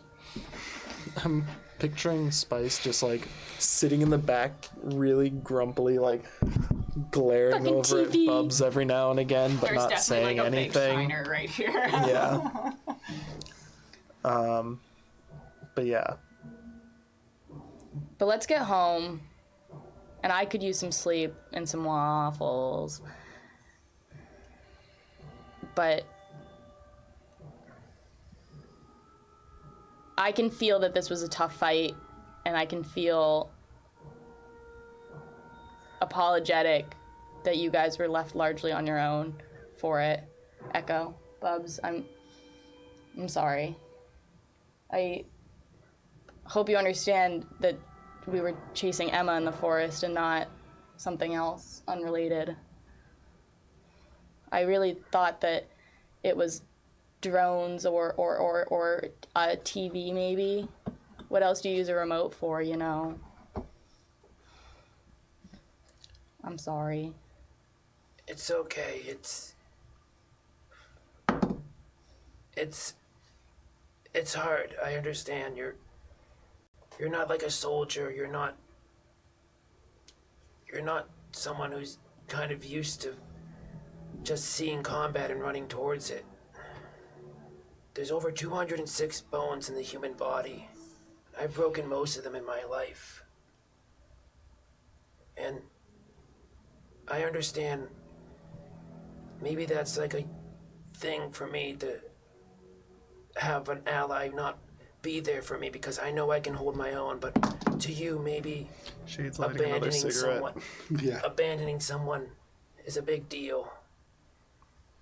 And I understand that yeah, that might happen in combat, but I want to like just really apologize to what happened on the beach. I never really said I'm sorry. You see the little lip quiver as her hands sort of tighten on the wheel, and very fast, the tears start to well as she hears the apology. I just don't know why I'm not good enough for you. I thought, Why would you say that? why wouldn't I say that? Despite everything, it feels like it's not worth trying anymore. How could you treat someone you call family like that? How could you call me that and then abandon me like that? Not for any reason except to see me hurt. I thought our goals were aligned. I thought you were gonna help me, and I unfortunately so terribly need you to help me. I know. And I want this to work so badly, and I can't sleep anymore knowing that I've heard you say I'm sorry, and I don't know how to say that I forgive you, and I just can't feel good enough for you anymore. Gibbs. Just like put a hand on her shoulder and like stare, and it's kind of like the calm down, you're doing okay, calm down. And Gibbs, at this moment, you kind of pull up outside of your rental house. You right into the parking lot. No problem. It's a little bit of a jolt, and so for you, Echo, kind of like thinking about your plan, suddenly there's like a, and you go back into your seat. And I think that Jolt kind of forces them to like hit the send command in their brain. And the response to the message is, I will see you tomorrow. Oh shit. It's I don't want to discount your feelings about not feeling good enough, but I want you to know that when I say that I think you're my big sister, I mean it. I grew up with the people in the Institute like Emma, and yeah, I share a bond with her. We both went through the same thing, the same abuse. But at the same time, I know that if push comes to shove, you'll be there for me. And I have to do the same for you. Dan, you want to get a little bit more centered? It's such good role playing, and then you're just kind of off in the distance. And Lean back in that chair. Maybe pull that microphone a little bit more center, so you're not tempted to just leave. and I want you to know that I don't expect you to just get over it in a day or a week. That I have to prove myself, just as I have to prove to myself, to you, that I was someone to trust. And I'll have to prove myself to earn back that trust. But I want you to know that I'll be by your side, no matter where we go. If it's to Earth, is it to another planet, to Beatrice 4, I'll help you with this fight.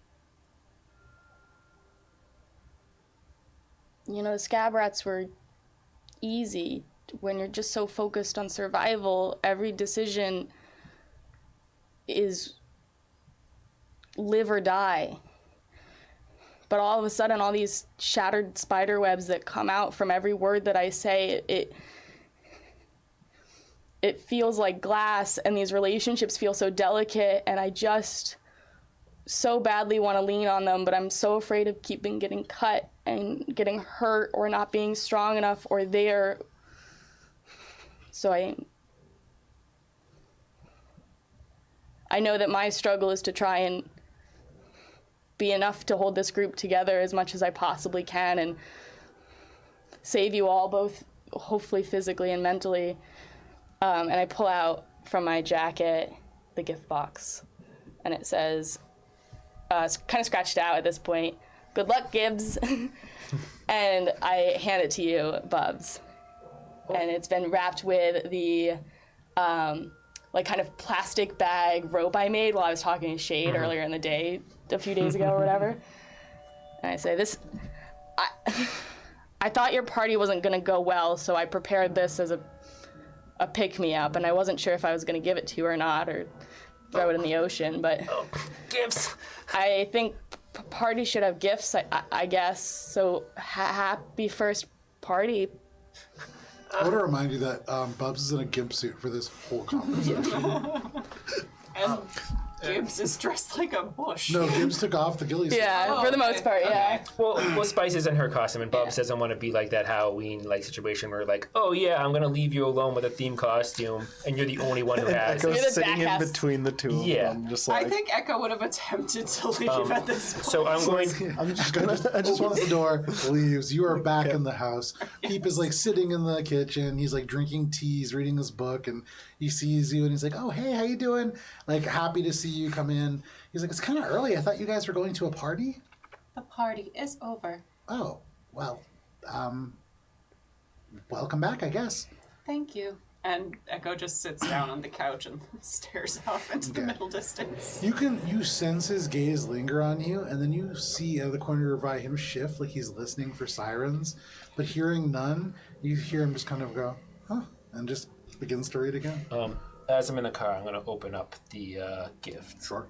Oh, And inside is the 11 Polaroid cartridge thingy paper. Yeah, the film canisters. Yes.